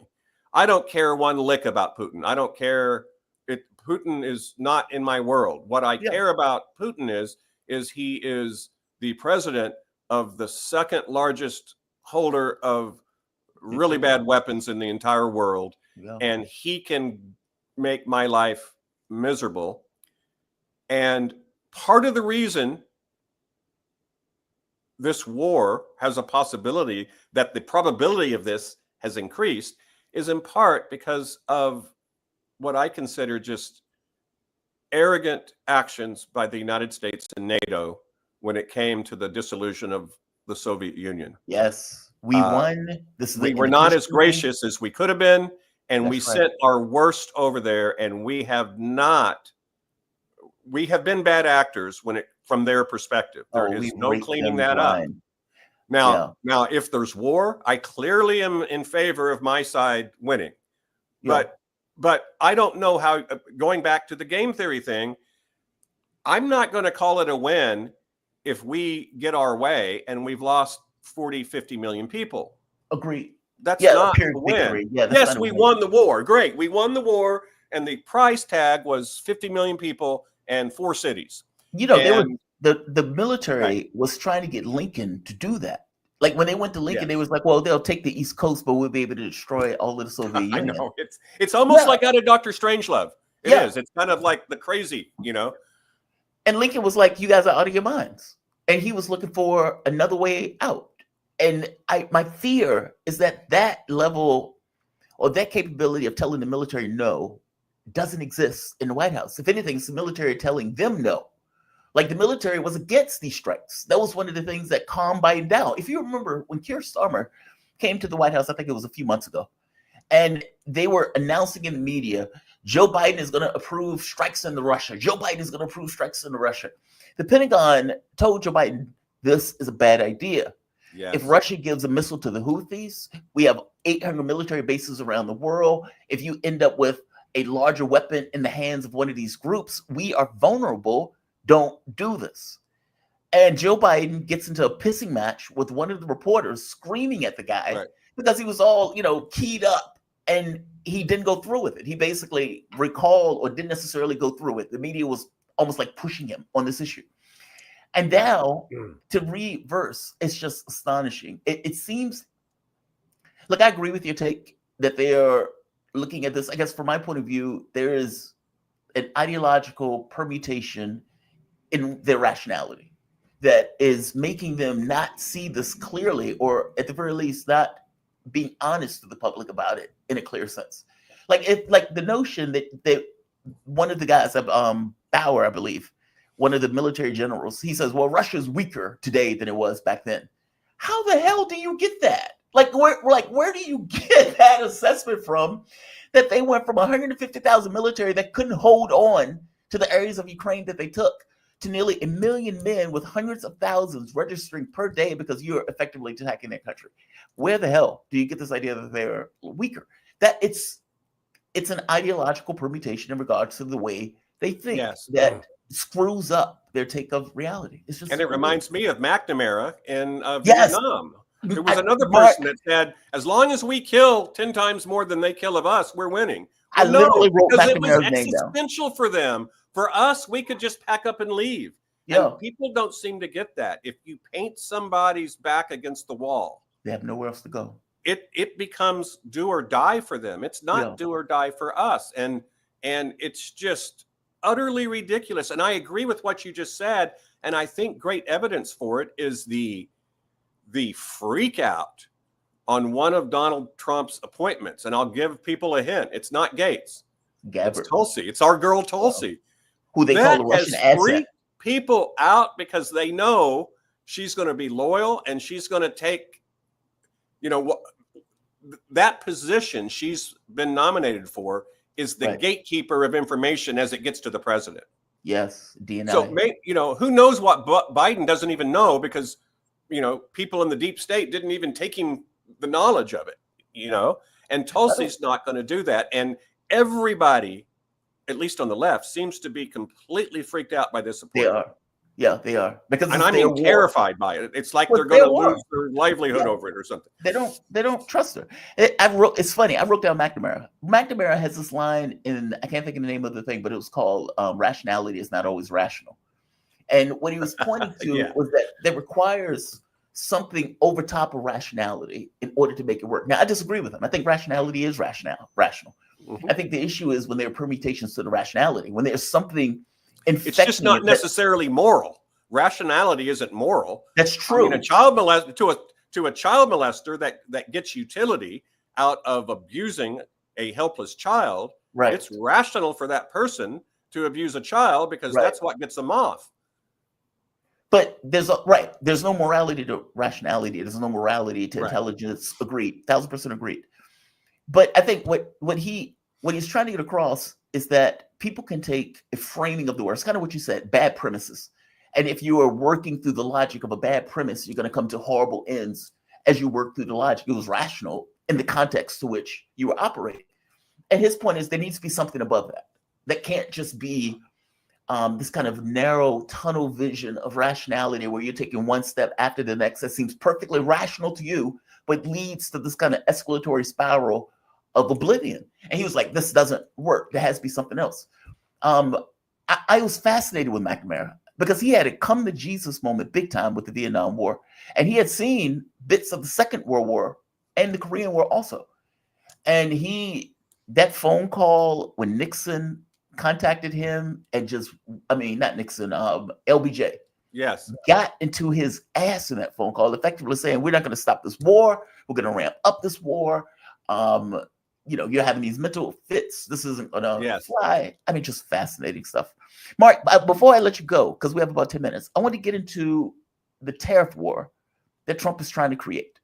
So one of the things that they were saying that Donald Trump was going to do was lay tariffs on Mexico, Canada, and China. And I forget the exact number. I think it was like 15% or 10% or something like that. But just right off the bat. Now, he's making this argument saying, we are doing this to Mexico because of the drugs and guns that come into America. Scheinbaum pointed out the majority of those guns are being bought by Americans and trafficked. They come from you. Yes. So it's like you are the world's supply of that, and the people who buy those drugs are coming from you. Meaning we only have drug labs because you have people who want drugs. She's not wrong on that. She also makes the point, like, if a portion of the money that you spend on defense was used to help build up these nations, that you would not have to worry about immigration into America. That's the other dirty little secret. We've helped overthrow those countries and created basket cases. Not all of us. I mean, we're not all to blame. Don't get me wrong. Right. But we didn't necessarily do them any favors. I can give you an example. Hernandez, the one that was in not Bolivia, Honduras. And we got rid of the president Zelaya. We put in Hernandez. And several years later, he ends up being extradited to the United States for being a drug lord, saying he wants to get cocaine into the nose of every gringo. I mean, it's like, and then Hillary Clinton wrote about it in her book saying it wasn't a coup. We just took him out in his pajamas. The military just escorted the guy out in his pajamas. But it wasn't a coup. But it wasn't a coup. So I guess my question to you is, coups are those things other countries do. Right, we don't do that. Unless you talk to John Bolton and start laughing when you bring up coups. What is that going to do? I mean, is Trump, look, I guess there's another hypothesis that could be going on that I don't entirely entertain because I don't necessarily think it's true. But there's this other idea that Trump could be escalating to de-escalate. That Trump has all of these creatures, these just lunatics that he brought into his campaign that is Israel first, or for that matter, that is for the war, like even Marco Rubio. And in a way of a threat. Like, for example, even the phone call where they said Trump had a phone call with Putin and he threatened him with the European military, which is kind of a punchline. And the phone call didn't happen. But whether it happened or not, it got to Russia, meaning that might have been the target message that he wanted to get to Putin without having the conversation with Putin, knowing full well that it would be repeated in the media there as a veiled threat. Sure. And so it could be that these lunatics are there as his way of escalating with the idea that, look, man, I have a government of lunatics. Don't mess with us, but let's make a deal. Anyway, I don't know. I don't necessarily entertain that. What do you think about that, though? I mean, he did that with I don't know that I North Korea. entertain it, but I don't necessarily reject it either because I think it's at least partially true because let's be honest, we're talking game theory today. Part of game theory is bluffing, knowing when to call, when to fold, knowing how to rattle sabers without it looking like you're just rattling sabers. Right. And so it seems to me that the Trump effect, that some folks have written about has already taken charge. Mexico just announced they're going to stop the caravans because they don't want to piss Trump off. Whether you hate Trump or like him, I think the foreign leadership respected him. I do not think they respected Biden. I think that's almost obvious to any objective observer. And that's not whether you like Biden or Trump. It doesn't matter whether you like any of them. I think that's fairly accurate thing to say. He shouldn't have ran. I mean, like when he goes abroad and it took, what is her name? The one from Italy. It's on the tip of my tongue. She's Baloney. And Joe Biden was wandering into the wilderness. Do you remember this? Like he didn't know where to go. Yes, he didn't know where to go or what to say. And she had to take his hand and lead him to a different place. And I was like, that's so humiliating. I mean, like it's a woman. She's very attractive. I know that has nothing to do with it. She's just attractive. But the idea that she had this. It always has something to do with it. Yeah, there's a level of femininity associated with women that men, it would be difficult to replicate. And it was kind of this kind of very tender, precious, okay, he's not in his right mind. Let me help him out. It was kind of that. Right. That's humiliating for president. And then Yahoo treats him, horribly and humiliates him at every opportunity. No, I don't think he was respected. And then let's go back in time. I forgot when it was. You follow these things more in detail than I do, but I think it was right after Trump got elected the first time. Mm-hmm. And there was some G7 meeting or something, and Trump just mooses his way in there, right into the front. I mean, he just like the 800-pound gorilla. You remember what I'm talking about? He just plows his way in there. And now, at the time, we're like, well, that's not very presidential, but other leaders respect that. He's, I work with cats. a lot. You know, I run the Humane Society here, and so we work with cats and dogs. You got alpha cats, alpha dogs, and you can just see how they behave. Yeah. And Trump has decided, okay, when I'm at these meetings, I'm the alpha dog, and he acts like it, and they treat him like that, and people tend to respect that, especially when you're talking about leadership. Nobody wants a leader that says, well, I'm not really sure. Yeah, Maybe if we try hard and we sacrifice, we can dig ourselves out of this, but it's really not my fault anyway. It's somebody else's fault. And so I think the Trump effect is helping here. I do think that they're playing chess. I don't think they're playing checkers. I think Trump knows exactly what he wants to get done. I do believe that Trump is not an ideologue that I've been able to tell. Trump is a practical, pragmatic type of person. He has ideologues around him, intellectuals around him that can kind of fill him in on the issues. But I think Trump sees that war with Russia, or even institutional animosity with Russia, is a loser's game. He says as much. I mean, he even talked about the sanctions, saying so I feel good about that. As far as the tariffs go, I think right now it's just saber rattling. He's using tariffs as a way to get certain world leaders in line that have made it clear they don't like him. Like what's the guy's name in Trudeau in Canada? Yeah. But doesn't that damage America though? I mean, like if you think about it, like it damages a lot less than nuclear war. Well, it does, agreed. But we have trade deals with Canada and Mexico. I mean, hell, when Donald Trump came in, if you remember, he redid NAFTA. I forget the name that he called it, the American PAC or the American whatever. China, whatever he called it. But he redid it. How, like, tariffs doesn't breach any kind of guideline within the context of the trade pact? It's just super weird to me that he's using this as a weapon while simultaneously saying something like, hey, we understand that there's a problem of people not wanting to use the dollar because it's a liability in the way that we've used it as a weapon. So we'll just use tariffs instead. It's like, okay, dude. It's like, it really, like, I don't know. It just seems whacked out to me. I mean, but correct me if I'm wrong on this. For one, it's going to increase the prices on Americans for everyday goods that they get if he goes through with his plan for tariffs like this. I mean, correct me if I'm wrong. I don't think he's going to go through with it. I think he's using it as a paper rattle. As a threat, because it is possible to raise money with tariffs, but you have to set tariffs on goods that are price inelastic, meaning Americans are going to import them whether they do or not. Right. The negative of tariffs is that ironically, it actually is a windfall for the people whose goods that you've put the tariff on, to the extent that Americans are still going to buy them anyway. So let's use an example. Let's say that we import insulin. Okay. And so you either buy it, so that's perfectly inelastic, vertical demand curve. You're going to pay right up to your income, to your wealth, so you can get your insulin, or you die. Well, that's the sort of good that you would want to, if your goal is tax revenue, you would want to tax something like that because people are going to buy it anyway. But it's 100% of the consumer surplus goes directly to the seller, which is a foreigner. Right. Now, I'm generally against tariffs as a way of managing, as a way of raising income, because it is a tax. A tariff is a tax. I'm also tend to not like them just because they're not very efficient.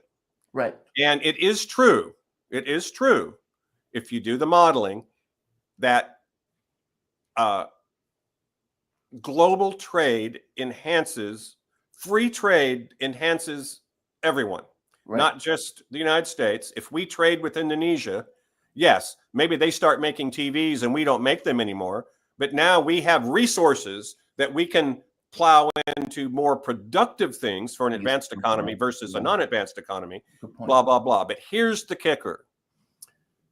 Nobody believes in free trade. Not one person on this planet believes in free trade. Not even one. They believe in conditional free trade. Yeah. Great Britain started the free trade thing, and they didn't believe in it either. They believed in free trade for their manufactured goods. Right. They didn't believe in free trade for food that competed with their own farmers. So nobody believes in free trade. It's all a bunch of BS. Nobody actually is sincere, because think about it. A free trade agreement could be written on a napkin. Yeah. Yeah. Hitherto, there shall be no restrictions whatsoever on anything mercantile between the citizens of Great Britain and the citizens of the United States. There's no tariffs, there's no taxes. Yeah. If there's no protections, and every country protects particular industries that they have decided are strategic for them. There's even something called export-led growth. Japan got rich over it. Korea, some people talk about the Korean miracle. Well, they did it through tariffs and export-led growth. South Korea said as a policy, South Koreans will subsidize the electronics purchases of Americans, and the next generation will thank us. It's a long-term thinking as opposed to short-term utility. And so tariffs are a bad thing. Tariffs stifle free trade. But John Maynard Keynes has his famous, statement, in the long run, we're all dead. So it is true. Global free trade helps everyone. But if it's not really free trade, in the long run, we're all dead, meaning that we're not going to have an automobile industry. We're not going to have steel factories anymore.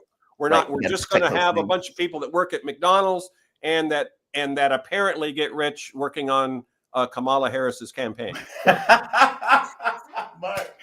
And by the way, I can't leave without complimenting you. I watched the episode of you on Joy Reid. Oh, thank you. And it did two things. At first, I laughed because your impression was just spot on. And then later I felt guilty. I'm like, because you actually took a, hey man, maybe this lady's mentally ill.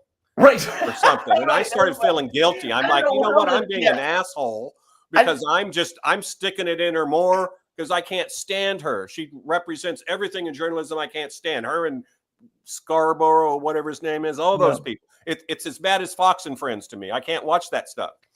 And we're gonna have to close it on this. Let's come to the hour, man. Thank you for this. I've appreciated your analysis, especially going into the game theory of all this. Sure. It's astonishing. I agree with you. Mark Frost. He's an economist, professor, consultant, drummer, Eagle Scout, Marine capitalist, Schumpeterian, and recovering libertarian. You can follow Mark at Frosty Cash. Man, thank you for this. I really appreciated it. Okay, you have a good one. You too. All right, let me bring in one of my favorite guests, Margaret Kimberly, the one and only. Margaret Kimberly is a senior columnist for Black Agenda Report and author of Prejudicial, Black America and Presidents. Welcome to the show, Margaret. How are you doing this morning? I'm doing good, thanks. No, I always appreciate having you. Always appreciate these conversations. I honestly do. Did you see in the mail, or not in the mail, but they're now saying that, for one, when Harris gave all those people money that they weren't told that they were getting money. So when Oprah Winfrey got the $1 million, when Roland Martin got $300,000 or $350,000, when what is his name? One on MSNBC, Al Sharpton, when he got $500,000, that the network wasn't told that they were getting paid money to do that. And so now they're having this question like, okay, well, was this just a campaign ad? This is deeply unethical that you're doing this. And under no circumstances are you going to give a real interview if you're being paid to do that interview, which is kind of the issue. Give me your take on that. I mean, is this where we've gotten to, where influencers can get money on the back end without telling their audience that they're paid to give this nice little comment to Harris, or Sharpton could give this interview where it looks like an interview, but really it's a campaign ad? I mean, it's just astonishing to me. Give me your take. Oh, and one more point to that. She was never ahead in the campaign. So internal staffing pointed out that the campaign was doomed from the get-go, that she had never been in the head of right here. It says Pluff said that campaign internal polling never had Harris ahead of Trump. That's astonishing. Give me your take on that, because at that point, people are like, okay, you spent $1.5 billion. Was this a scam? And scam might be too strong for it, but was this a grift? Like these people got paid. Did those people know that she had no chance? And if they did know, what the hell? all that money should have gone to local races if they knew she couldn't win. But Democrats don't care about that. They lost 1,000 seats. What is it when Obama was president? Yeah. And governorships too. Yeah. That money should have been used to build the party, but it's a grift, as you were saying. It's not just Sharpton and Martin. They're people. They're connected with the Democratic Party. Every 4 years, they get a big payday. Actually, Martin and Sharpton got chump change because there were people who made millions of dollars. Yeah. So it is quite disgraceful. And I really hope these people, I wrote about that in blackagendareport.com today. If it's not up now, it'll be up shortly. About Black people being in such fear that we cling to this party that has no legitimacy left. And so much so, people won't even ask hard questions like, well, should it have been her? And what about the fact that they kicked Biden out? And what happened to the $1 billion? And of course she lost. She didn't say anything that appealed to millions of people. It's a big con. It's a big payday every 4 years. MSNBC is Fox News for Democrats. Yes. It is. I've a couple of times in the past year, I've been a captive audience and had to watch it. It's even worse than I remember. There's no journalism there at all. It's just cheerleading for Democrats. It's horrible. Agreed. And I think I don't like Sharpton, I don't like Martin, but I don't like the whole concept of MSNBC, which keeps older Democrats in some kind of a trance. So all in all, I think it's kind of funny. But yes, clearly that was unethical for them to not disclose that to their network. Yeah, under normal circumstances, this was brought to you by Kamala Harris. I approve this message. And they will put that in campaign. They will put that in ads because they want people to identify clearly this is indeed an ad. Everything that's being said in this pertains directly to the benefit of the candidate. And that, like I said, deeply unethical, deeply. And she is still asking for money. Have you received any of these emails where she says, please give me $50? I need money. No, it's disgraceful to me. I have not. I'm not a registered Democrat anymore. So thankfully, if for no other reason, I'm glad I didn't get these dumb emails. But but the thing that's even sadder to me is that these revelations, I predict, are not going to spark the anger that they should. The Democratic Party has no legitimacy with millions of people. It's a spent force politically. Hopefully, this will be the beginning of the end of that party. Well, I mean, the only person I've seen that seems to be having some kind of come to Jesus moment is Carville. And there's a clip of Carville going into a profanity-laced rant at people who were in Kamala Harris's campaign that didn't push her to go on Joe Rogan. And he said, like, this was a massive mistake. I can't believe it. And he's like, you should tell those people to F off, and you should fire them and the person who hired. I mean, Carville went ballistic. Well, except the big, another problem is Harris herself. Yes. I mean, it was painful sometimes watching her being interviewed, friendly interviewers, and Stephen Colbert had a nice puff piece interview. What makes you different from Joe Biden? She couldn't answer the question. Well, obviously, I'm not Joe Biden. Obviously, I'm not Donald Trump. I mean, I'm certain that she and her staff went through how to respond to that question. But her nervousness, she's a person who's unsure of herself, and it comes across. The word salads, the nervous laugh, the inability to answer softball questions. It's just as well she didn't go on Joe Rogan. I don't think it would have helped her at all.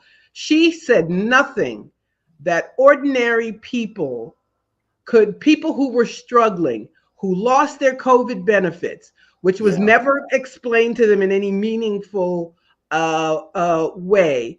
She needed to have proposals that would attract those people. Tell people how I'm going to help you. Agreed. In short, as someone pointed out, Biden's platform in 2020 was further to the left than hers. By the way, she's back. She took a vacation. She tried to get her mind right, and she comes back in a video looking very disheveled. I'm going to let you see it. And I want to get you. Have you seen this video? Like they've been joking this video. Somebody put a liquor bottle in her hand in the video because they said she was slosh. I don't know if she's drunk, but she is clearly disheveled. And I'll just let you hear it. Let's play the clip. Ever let anybody take your power from you? You have the same power that you did before November 5th. And you have the same purpose that you did.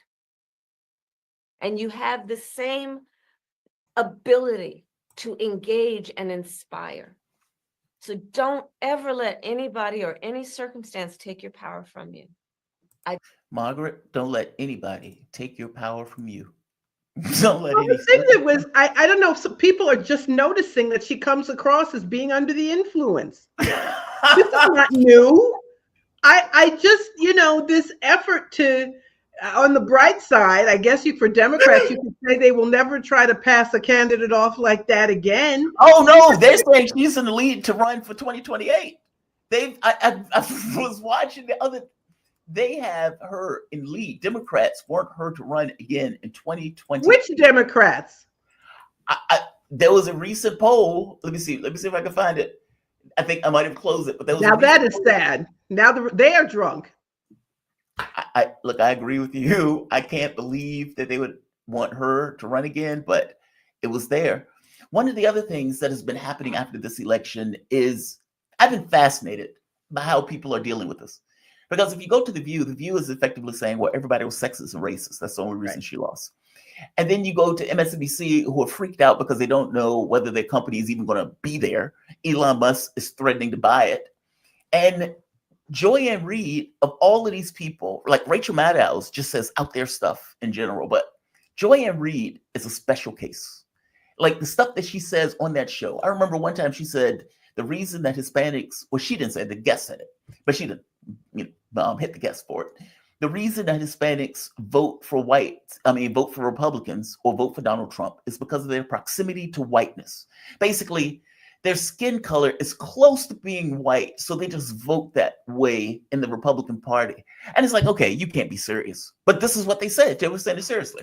So she gives a video where she is seemingly on the floor, royally freaked out, and she is making this argument that it's okay to be scared of Trump voters, even if they're family and friends. And that you shouldn't have to, basically, that it's not crazy to be, to lose trust in somebody who voted for Trump. And as I was pointing, I used my Uncle Junie as an example. So just so happened, if Uncle Junie voted Trump, him teaching me to tie a tie, him taking me to the chess tournament where I won third place in Virginia, him just in general, the care that he's shown over the course of my lifetime. I'm supposed to forget all of that because he voted for Trump. She's out of her mind.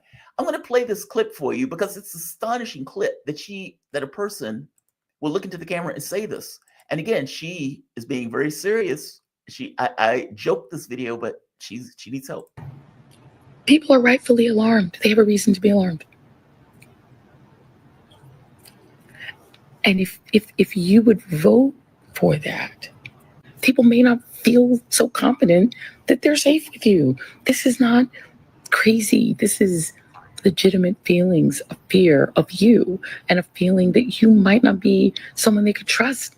If this thing goes way south, autocracies go south real fast and things get ugly and people get asked to do things and turn people in and point people out and turn on them. And if you're voting affirmatively, gleefully for this, and people may not feel so confident in you anymore. That's real, and you kind of have to live with it. So if you think that you can vote for what people see as their destruction and then demand that they still are cool with you and kiki with you and have Thanksgiving with you, like, I think you're kind of missing the point of what people are upset about. They're afraid. And autocracy and fascism are things that are legitimate to be afraid of.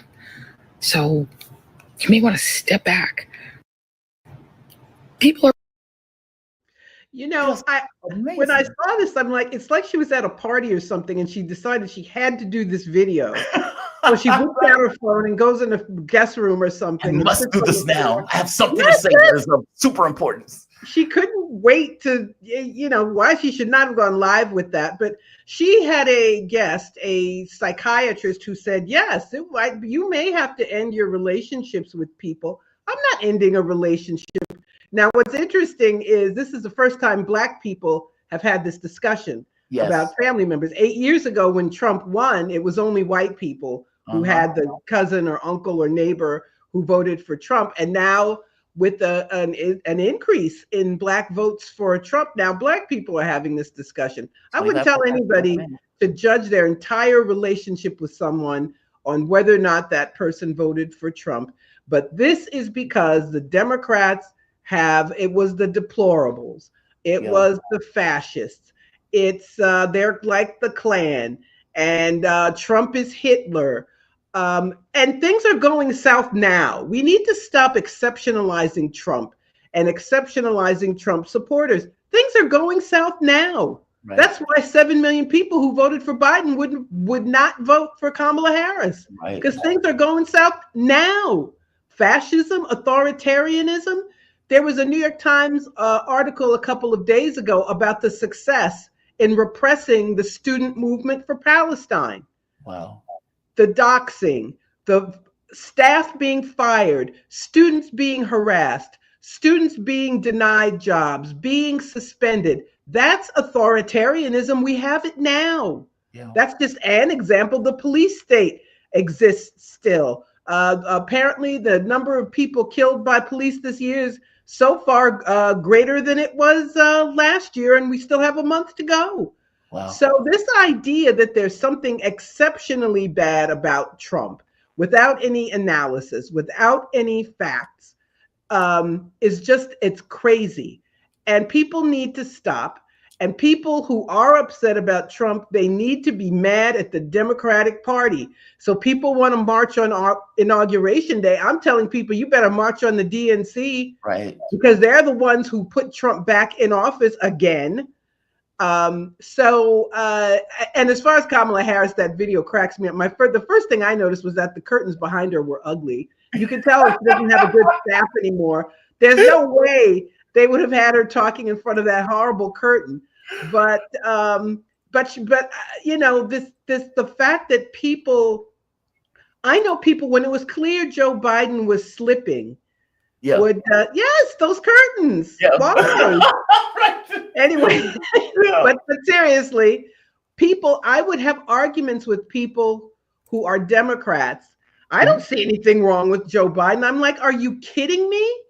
People just, the denial. Biden is okay. He looks okay to me. No, he does not look okay. And he has it for 4 years. And for 4 years, you've been saying he just has a stutter. And that's one of how you can't shove a candidate down people's throats for 4 months and expect them to win.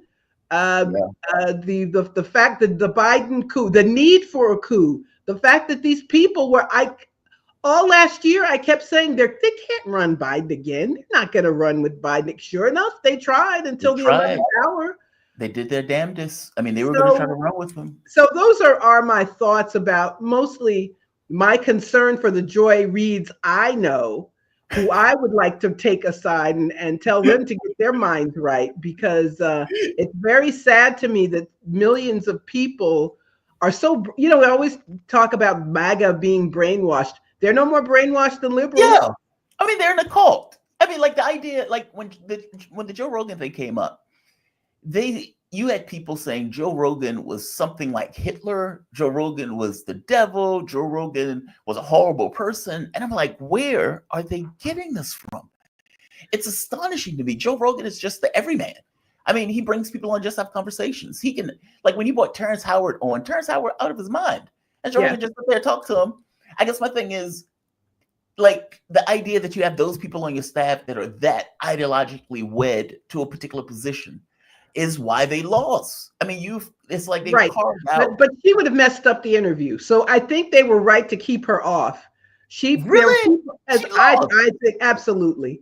She cannot get through. And I've never seen a politician who was so bad at Yeah. speaking off the cuff. She's terrible. Yeah. Anderson Cooper was trying to help her. Stephen Colbert was trying to help her. Oprah was trying to help her. And she would either blurt out something crazy on Oprah. If you break into my house, you're going to get shot. It just sounded dumb. Very weird. Yeah, I remember. It was very, very weird. She can't explain things. She looks like she's drunk. The problem is Kamala Harris and what she was. They don't want to say that at all. They Yes. do everything. So putting her on Joe Rogan would have been a disaster. What do you think about Joe Biden at this moment? It's weird. It's so weird to me that the Democratic Party uses Trump in the same way that the U.S., or not even Russia, uses nuclear war. It's almost like what the U.S. would say, we want to get our way, we want to bully, we want to push, but everybody knows behind the scenes there are nuclear weapons or military force behind the pushing and cajoling. It's just so happened they ran against a brick wall with Russia. In the case of Trump, their argument tends to be Donald Trump is going to end the world, so you have to vote for Kamala Harris. Don't worry about what she's going to do. Don't worry about her policies. Don't worry about any of that stuff because Trump is that bad. They use that stuff, and they use it every year when a Republican runs. They said the same thing about Bob Dole. They said the same thing about Mitt Romney. I'm laughing because Bob Dole, just the idea that they said the same thing about Bob Dole. You got to vote because Bob Dole is going to ruin the country. From your point of view, looking at Joe Biden now, after the election where he lost, what is your take on him? What do you think he's doing at this moment? I mean, he seems to be escalating a war with Russia. Yeah.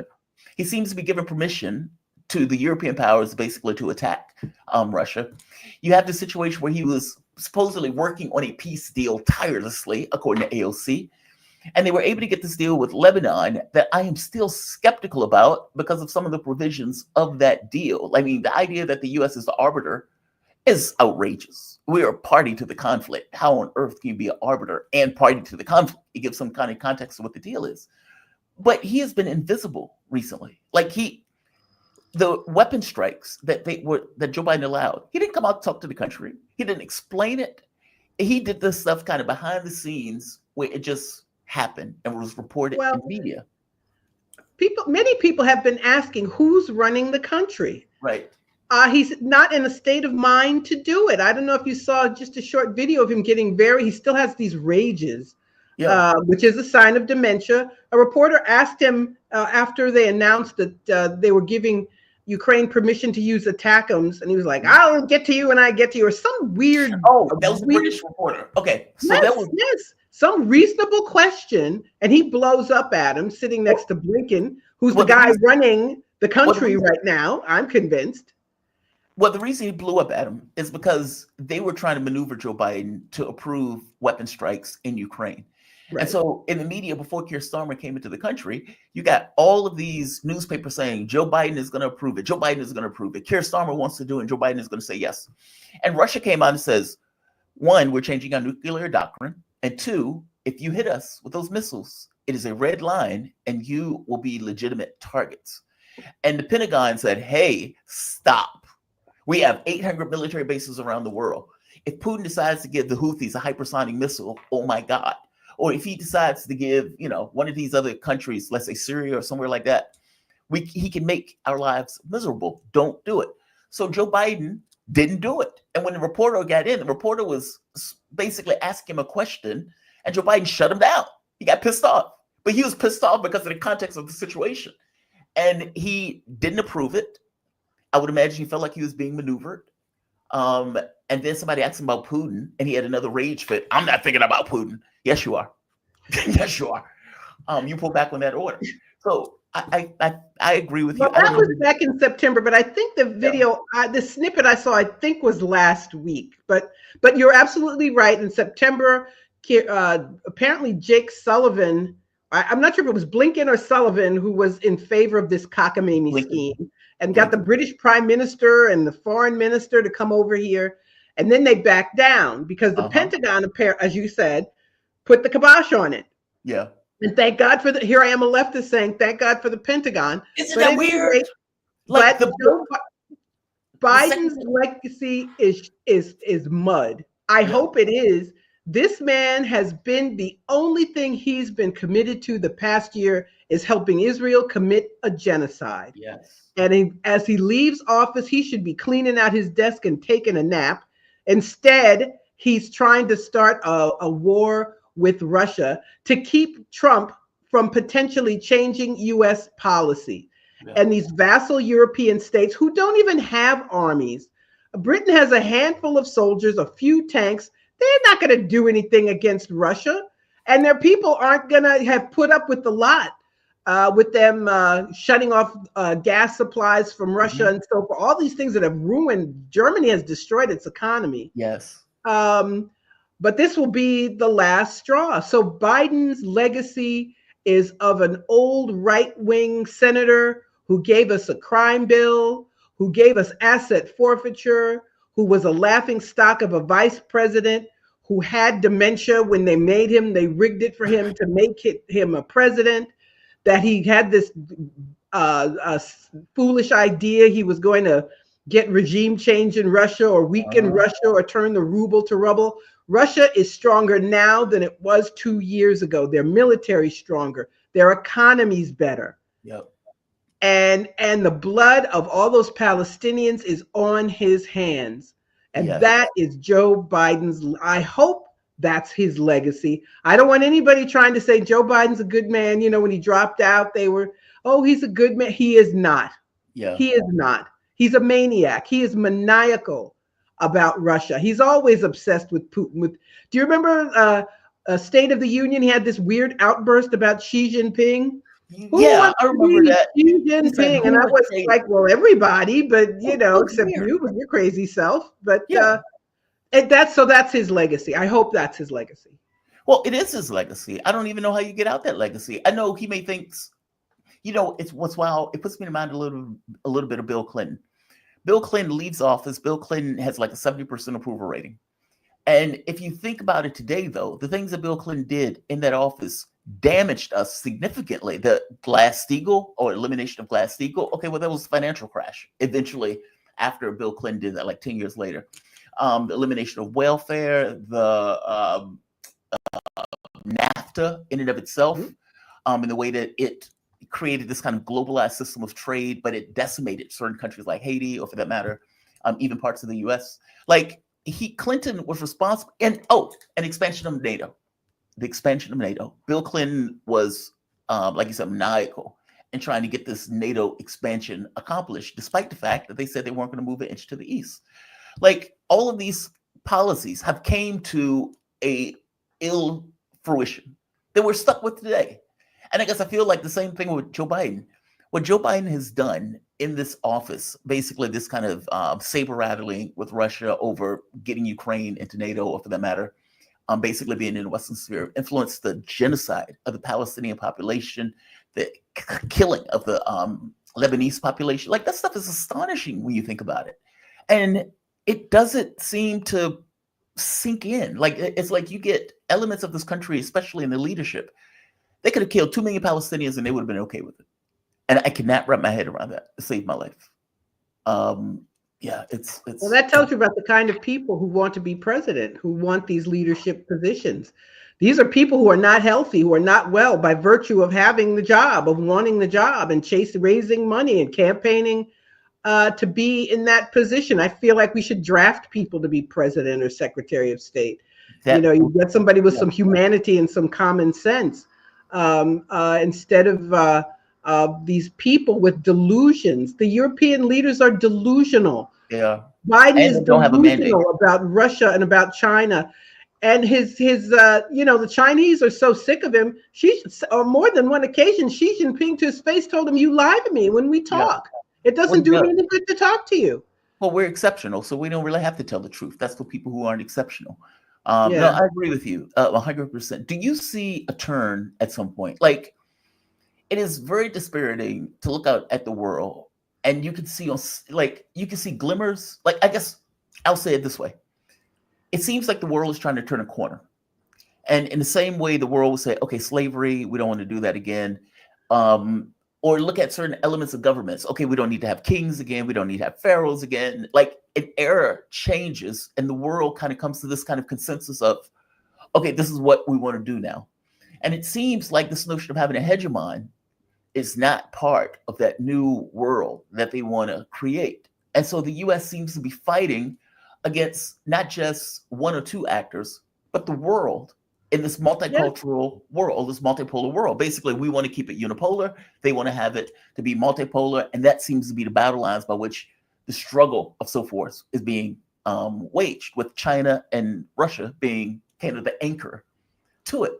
How do you see it? I mean, do you see it that way, where this world is trying to say we do not want hegemons, and going forward, whatever this world ends up being, that won't be a part of it? And I guess my fear about it is that it ends up in a war to determine whether or not that becomes true. What's your take on this? And this could be the last question. Sure. I think you're absolutely right. The people of the world don't want the world they've been given. They don't want to live under billionaire rule.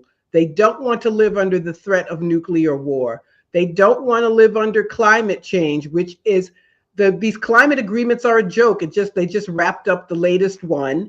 And the US and other rich nations still refuse to compensate the global South. So most of the world's population don't like US policy, don't want a hegemon, want a multipolar world, want something akin to a democratic structure. And the US and its allies are committed to telling them no and trying to crush the aspirations that humanity has. So yes, it is the US against the world. There is a multipolar world, but they don't want to accept it. And that's why we have a president with dementia trying to, before he leaves, this is going to be the longest 8 weeks of my life. I know. Hoping that Joe Biden doesn't start a war with another nuclear nation. Margaret, I feel you on this. I feel the exact same way. Your mouth to God's ears. Margaret Kimberly, thank you for this. I really appreciate it.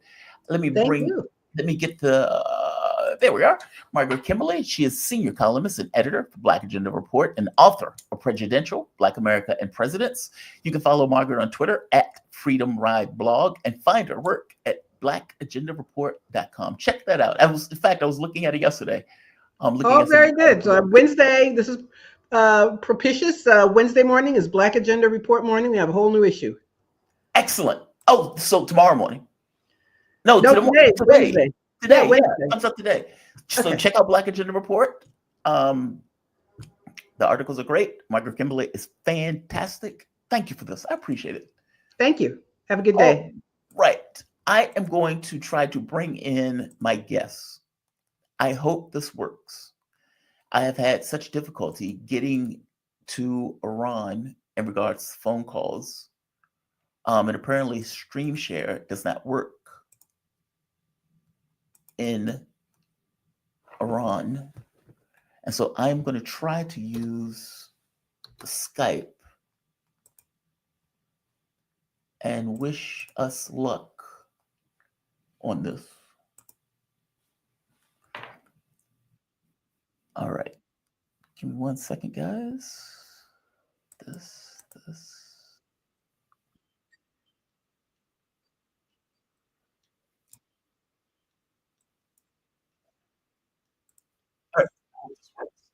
I'm reaching out to Professor Morandi. He's coming on at 9:30 to have a conversation about, ostensibly Iran, but now that the deal was reached, also that is if he picks up, which I hope he does, because it is 9:30, and I really need him. It is, I gotta be honest, in booking, it is a weird phenomena trying to redo the show because usually producers and things help getting some of the guests and whatnot. And I knew for the most part I could do it on my own if I needed to, but it's a bit extraordinarily time consuming. And when the guest doesn't show up, it becomes deeply problematic, like it is now. Just frustrating. I can't be too mad. There have been times where I have failed in getting, yes. Give me 1 second, guys. Let's do this. I'm gonna take a quick break. You guys are listening to the Jamal Thomas Morning Show.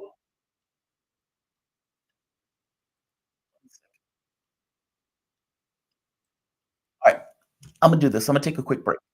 You guys are listening to the Jamal Thomas Morning Show. If you guys dig this show, you dig this content, I come, that sounds dirty. I'm here Monday through Friday, 7 a.m. to 10 a.m. Hell or high waters. I don't know if I'm going to be here tomorrow. It's going to be depending upon whether or not I'm going to be able to get guests for tomorrow since it's Thanksgiving here in the States. But if you dig the content, definitely hit the like button. Definitely share it. Subscribe. Typically, I cut the videos by the evening. So if you wanted to get a specific segment of a video to watch, you can do that. But still, like, share, subscribe it, hit the notification, the emergency notification bell. Emergency notification. I think it's just called the notification bell. And if you really take the content, you can support the work through PayPal, Patreon, or Super Chat. Those will always be read, provided they're not racist, sexist, or bigoted. You can even become a member. I think what I'm going to do with the membership is have a t-shirt raffle each month. And on top of, well, that's going to depend on the number of members, I suppose. But on top of the t-shirt raffle, chess. I am going to go back to having chess night. And when I'm having chess night, I will allow the members to get a game in for chess night. Basically, you can have a go at the champ. That's the idea. That's the plan. So I'm going to take a quick break, and I'm going to see what is going on with my guest and see if he's still joining us. At 10:30, I have Yakov coming on to the show, Rabbi Yakov Shapiro. He is fantastic. The man is astonishing. And I don't want to build him up too much as, unrealizable goal, but he is phenomenal. And it's like you sit there and you're just amazed by the stuff that comes out of his mouth. I'll be right back. Don't go anywhere. I know the numbers tend to dip when I leave. Don't go anywhere. I will be right back in about a minute.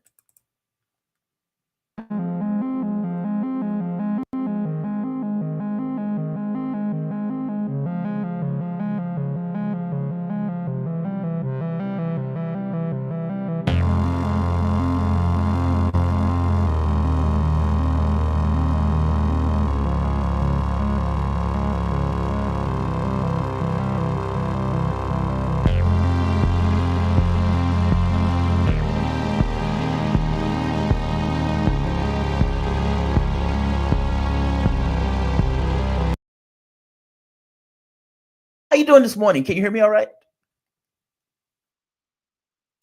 Okay, well, it's not morning for you. It is morning for me. Give me 1 second. I just want to set this up. I'm going to try to use Skype within the system itself and see if that works. But I'm glad you can hear me. Let me see if the audience. Can you guys hear us okay? Can you guys hear? Okay, good. They're saying yes. Excellent.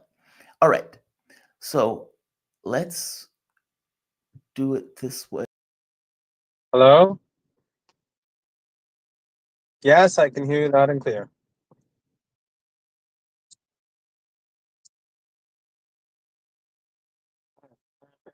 Thank you.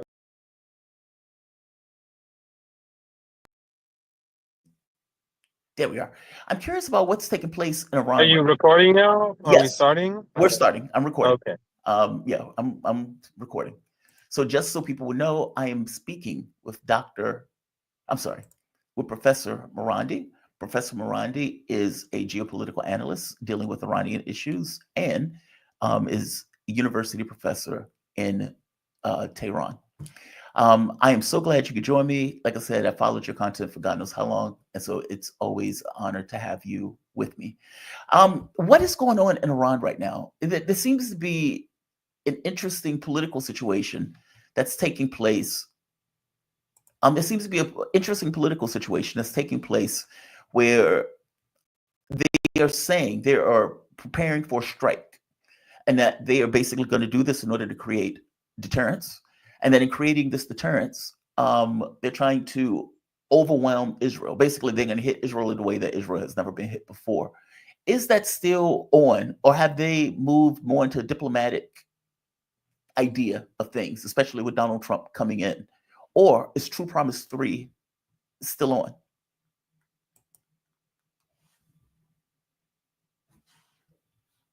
Professor, can you hear me?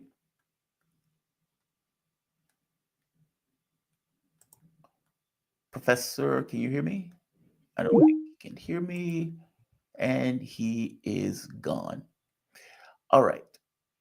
I may have to do a separate interview with him, not using Skype. I may have to use another program in order to make this work. I don't know what it is in contacting Iran. StreamYard doesn't seem to work there. Even when I bring on, what is his name? Safanajad. It's the exact same thing. It runs into this kind of difficulty of trying to bring that person onto this thing. So I don't know what to do with that. I don't know what to do with that at all. What I will do is just go into another segment, and I will work that out after the fact. One of the other interesting things, I know Margaret and I were joking about Joanne Reed. We have Yakov Shapiro, Rabbi, can't speak, Rabbi Yakov Shapiro coming up at 10 o'clock. So we still have another guest that's on the marquee for the audience. I don't typically have them at 10 o'clock, but it is something that I wanted to do today, especially in lieu of tomorrow as a special occasion. Oh, he's trying to call. Okay. Hello, Professor, can you hear me?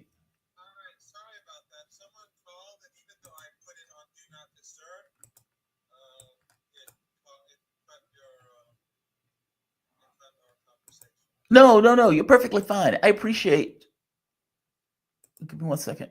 No, I appreciate you hitting me back. I need to transfer you over, so give me 1 second. Let's see. Yeah, okay. Okay, I need to transfer you over to my other system. If you give me 1 second, I will make that work. Okay, can you still hear me? Yes, I can. Excellent, excellent. Okay. Now, let me check the audience. Audience, can you hear us? Yes, I can hear you. Well, no, I'm just checking with the audience. I'm making sure the audience can hear. Excellent. Okay, so the audience can hear it. Very cool. All right. So with the question I was asking, is Iran still planning True Promise 3? I mean, there's been a lot of talk about it, and they seem to be boasting that this is going to happen, that they're going to really hit Israel. By the same token, though, there seemed to be a contradictory message, because there seemed to be also a strand in Iran that doesn't really want to do this. Now, I could be wrong on this, which is why I brought you on to get your take, to try to understand what is happening in Iran about the strike. Are they still going to hit Israel? Yes, without a doubt. They will hit Israel, and the reason is that the Israelis struck Iran. So this is retaliation. They need to create deterrence, and they feel that the only way to do that is to punish the Israeli regime in a way in which it regrets carrying out attacks on Iran. I don't think anyone in the political establishment or among the decision makers is opposed to a significant strike against the Israelis. Wow. Okay. Now, is the deal with Hezbollah and Lebanon, is the deal with Lebanon and Israel going to impact Iran's decision in any way at all? No, this is completely separate. Hezbollah fortunately defeated the Israelis. The Israelis were unable to occupy Lebanon. All of the objectives, every single objective of the Israeli regime has failed. They failed to carry out any of their objectives. Hezbollah remains. They will remain across the country. The conditions will be the same as they were 2 years ago, 3 years ago. So for Netanyahu, this is a catastrophic defeat. They were supposed to reach the Litani River. They were supposed to disarm Hezbollah. They were supposed to impose and dictate their terms to Lebanon. And now you have a ceasefire where they are stuck where they were at the beginning. So that is very important that the Israeli regime has failed in Lebanon, but that is not linked to the fact that the Israeli regime carried out aggression against Iran. And so Iran will, independent of its friends and allies in the region, punish the Israeli regime. Wow. Okay. Interesting. Okay. Very, very interesting. The Middle East is so complicated right now, especially with everything that's going on. One of the things in the deal, though, on some level, but they did disarm Hezbollah, right? I mean, from my understanding, in that deal, Hezbollah was supposed to move heavy weaponry to the Litani River, or across or to the Litani River, effectively allowing the Lebanese military to take control of southern Lebanon. This also separates Gaza from Hezbollah. But correct me if I'm wrong on that, which was one of the objectives of Netanyahu. No, Hezbollah they never bore arms on the streets of towns and villages south of the Litani River before the confrontation. I see. All of Hezbollah's assets and its capabilities are underground. They have underground bunkers, underground tunnels, underground bases, underground hospitals, underground ammunition depots. Everything they have is underground. So before the fighting, Hezbollah never had an armed presence south of the Litani River. And south of the Litani River, the army had always had a presence.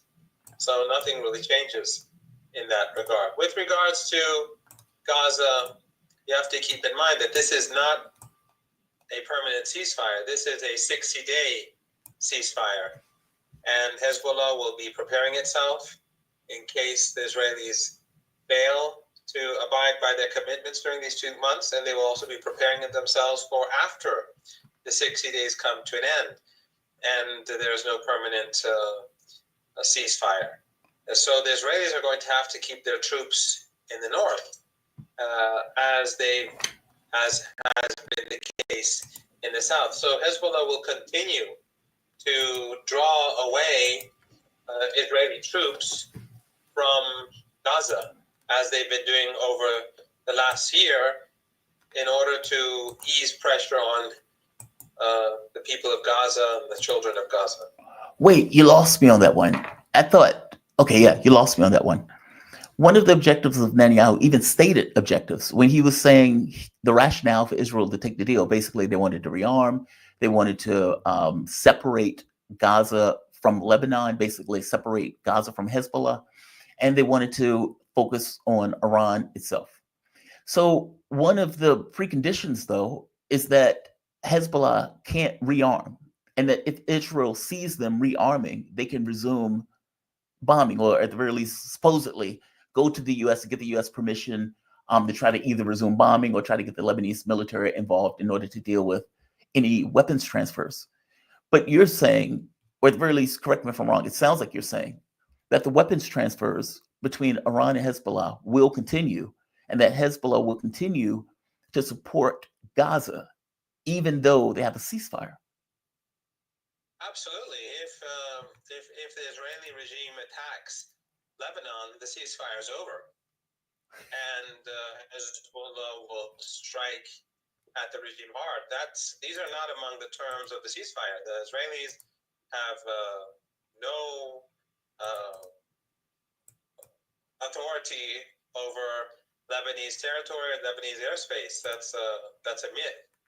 The Israelis can say that they will do this or that, but that's just empty talk. That's just the Israelis being Israelis, being aggressive brutes that they are. No, I accept. I do, Professor. I'm sorry to interrupt. I do accept that. I guess what I'm getting at, though, is they are framing this deal. Even the U.S. is framing this deal as a disconnect between Lebanon and Gaza. And if Israel finds or, become aware of any kind of interference while they are annexing the West Bank or annexing and murdering women and children in Gaza, that they can use that as a casus belli to resume strikes. Because that's what I'm getting at. It seems that what you're saying. No, the deal is basically a cessation of hostilities between the Israeli regime and Lebanon. Right. And that the Israelis will withdraw to the border, and the Lebanese will, and there will be no firing into Palestine and no firing into Lebanon. And that the terms of the ceasefire are basically the same as they were 2 years ago in 2006. Yeah. In other words, the Israelis do not have any special authority over Hezbollah or what Hezbollah does in Lebanon or what Hezbollah does with Iran. That's not a part of the deal. Okay. I mean, I thought rearmament was part of it. These are Israeli spin doctors, basically. Yeah. Wow. And American and Western spin doctors. Otherwise, the deal is just a deal to end the fighting, and things go back to where they were before October the 8th. Do you think the deal would last? Do you think this was going to last beyond the 60 days? It's not clear. I don't know. It's quite possible that it could fall apart within a few days, a few weeks, and after a couple of months. Because the Israeli regime and Netanyahu may need another crisis. Who knows? The Israelis, they are brutal, and they will do anything they want, and they will always have the Western support to do whatever they want. So I think eventually there will be another war at some point. But when will that war be? I have no idea. From your point of view, what happens to Gaza from here on out? I think that the Israeli regime will not succeed in Gaza. Iran will continue to support Gaza. Iran will continue to arm Gaza. And if Gaza will continue to get support from the resistance, from Yemen, from Iraq, from the axis of resistance. And hopefully, when Iran punishes the Israeli regime, that will also create an incentive for the Americans to put pressure and for others to put pressure to end the Holocaust that they brought about. Let me ask you this. If this is a win, and I agree with you, it's a win in the context of Israel not getting what it wanted, because what it wanted to do was occupy southern Lebanon. I agree with you. They weren't able to take a doghouse, let alone a village. But if this is a win, why did they accept a ceasefire? Meaning, why did they agree to the terms of the ceasefire? Because the Israeli regime and Netanyahu were under a lot of pressure from Washington. And the situation inside Israel is not good. The economic situation, the security situation, the military situation, it is not good. And the ICC Arrest warrant. ruling and arrest warrants also contribute to this. The environment is getting very bad for the United States. And so the international environment. So the United States had put pressure on him. Netanyahu did not want the ceasefire, and the political establishment in Israel did not want the ceasefire, basically because Netanyahu, obviously, he's afraid that if he ends the war, that they will remove him from power, and he'll get into trouble, not for carrying out a Holocaust, but for financial corruption that is an internal issue among Zionists. But why did Lebanon? But the pressure on Israel was immense. No, that I agree with you on. I definitely agree with you on that. I mean, you had soldiers killing themselves, for God's sake. Other ones telling them not to go into Gaza because it was somewhat of a hornet's nest. But why did Lebanon, meaning if indeed Lebanon won, why did they take the ceasefire? Because taking the ceasefire look, I know what you're saying, that it's not going to create a wedge between Lebanon helping Gaza. But I'm telling you, the U.S. full well believes it, especially since the U.S. was working on the side of Israel as they crafted the deal. And I would imagine part of the tripwire would be this arming of Gaza or this rearming of Hezbollah that they would use as a justification to resume the conflict. I could be totally wrong, but I get the sense that that's what America and that's what Israel is thinking about the deal.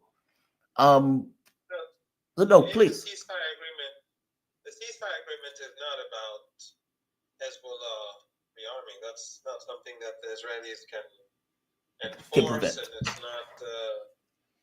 They have no. Well, I'm less talking about Hezbollah rearming and more so the arming of Gaza, meaning the arming of Gaza, because what they're trying to do, they're trying to create a wedge. They're in their mind, they think if we can get Hezbollah to stop fighting, then we can take the West Bank and we can take Gaza without having to deal with the missiles raining in from Hezbollah. That is in their minds. Well, right now it is a ceasefire. Right. So this is not a permanent ceasefire, and it could collapse at any time. And Hezbollah is preparing itself for the collapse. That scenario. So the Israelis are still going to have to remain or keep a large segment of their military in the north. Oh, I see your point. I see your point. Regardless of whether Hezbollah is attacking or not, the potential is always there for the deal to fail, which means that Israel has to keep their military somewhere near the northern border. Okay, that makes sense. I get that. One more thing before I let you go. How is Israel thinking of dealing with Trump? And the reason I ask that question is because Donald Trump is coming into a fundamentally different situation. In the very beginning, the first time he came in, there was conflict between Saudi Arabia and Iran. He was willing to make a deal with Israel, with the Arab states. That is not really the situation now. Saudi Arabia and Iran have mended fences, both of which are under the auspices of BRICS at this point, whether in fact or at the very least de facto. You get a Middle East that hates Israel's guts at this point because they've gone on the genocidal rampage for the last year. So, like, Donald Trump is coming in with an Israel first policy after getting $30 million from Miro Adelson. And he hired a bunch of kooks and lunatics who in his administration all the way through. And so I get the sense that one of his main focuses is going to be on Israel. Israel, however, is going to be on Iran. Iran, however, is signing a treaty with Russia for security, basically a security treaty between the two. They've ingratiated themselves to the other Arab states at this point. What is that going to look like if Donald Trump tries to create a pressure campaign against Iran? What is that going to do? For one, do you think it's going to be successful? And A, and B, what do you think it will look like in reality, in real terms? Well, first of all, the president of the United States is effectively Antony Blinken, and as well as Jake Sullivan. These are the people who are running the show, especially when it comes to our region. And these are two Israeli firsters. They're Zionists. Yeah. And they are supremacists. So the lunatics that Trump brings into power are not going to be any more pro-Israel than these two people. These two people are clearly... they care more about Israel than they care about the United States. I think that's clear as day. That's what their ideology is. Yeah. So regardless of what Trump is all about and what his people are all about, and I agree some of them are absolute lunatics, but I don't think there's anything Trump can do more for Israel than what Jake Sullivan and Blinken have already done. Yeah. Yeah. And Trump is in a very difficult position because the position of the United States is declining very rapidly on all accounts, economically, politically, internationally, soft power, its image, everything. And on the other hand, Trump is a divisive figure, both at home and abroad. And he promised not to engage in wars. So it's going to be very difficult for him de-escalate when he has promised to bring about peace and quiet. Look, I will tell you, Donald Trump lies as easily as he breathes. I have no idea what Donald Trump is going to do. He is a wild card. I hope he sticks with the campaign pledge to not have wars. It's just people tend to be policy, and the people that he's putting into that position are insane. Can you give me just 30 seconds on one last question? Has the agreement between Russia and Iran been signed? And do you know what's in that agreement? It will be signed soon. The two presidents, I think, will meet and sign it. It is a comprehensive deal. It will further enhance the relationship between the two countries. And by the way, I do agree with you that Trump is a serial liar. But the point is that his supporters have expectations. Yeah. They want his promise. They want their lives to change, and therefore, I think it's going to be very difficult for him to do otherwise. But I think Trump, to a large degree, and Biden, they led Iran and Russia towards a greater cooperation with one another. Professor, always appreciate you joining me. Thank you so much. I appreciate it. I'm sorry for the technical difficulties. Professor Mohammad Morandi, he's professor of English literature and Orientalism at the University of Tehran. And I am going to go to my next guest. Let's get this. I am joined by, there we are. Give me 1 second. Okay, there we are. I am joined by Rabbi Yakov Shapiro. Rabbi Yakov Shapiro is, there we are. You can buy his books, The Empty Wagon, at Amazon. You can also read more about his work on his website at truetorahjews.org. He's a speaker, author, and a rabbi. And I have to be honest, of all the guests that I've talked to, you have been one of the ones that have stuck in my mind for your ability to articulate what is going on, basically to explain reality, especially on the issue of Israel. You have been phenomenal as a speaker on that issue, and I really appreciate you joining me with this. How are you doing today, by the way? I'm doing great. Thank you for having me, Jamal. No. I just want to mention, though, that True Torah Jews is not my website. They promote much of my content, but they're not my website. Oh, I'm sorry. It's okay. If somebody wants to find me, they could go to rabbishapiro.net, and they'll find all the links from there. Okay.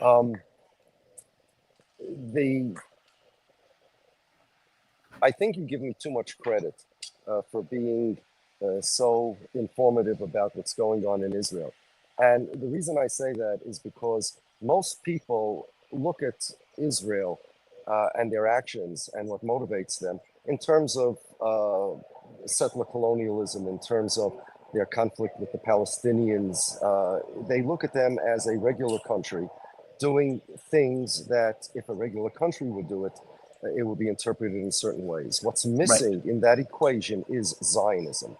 Zionism is, despite what the Zionists want to tell you about it, an ideology. It is a complex, profound ideology which is unique specifically to the country of Israel. It's not merely, a homecoming of the Jews. It's not merely the right of the Jews. It's not merely any of these things that they want you to think. Zionism is a complex, profound ideology that informs the worldview and actually the character and personalities of those who adopt it. And without understanding Zionism, people won't really understand what's motivating Israel. In the same way, for example, that people won't understand what motivated Soviet Russia and some things that they did unless you understand communism. Right. Give me your, if you had to explain what is happening right now in Israel, Gaza, Lebanon, you can even add Iran into it in regards to the strikes, but I want to focus more so on Israel. What do you think, Netanyahu is doing, and what do you think the ultimate objective is in this? The ultimate objective is to fulfill Zionism. Zionism wants, basically what Israel wants is many things, and we have to separate Israel from Netanyahu, from the Israeli population. First thing that's important to know is that much of the Israeli population is protesting vehemently against Israel's actions and Netanyahu's decisions.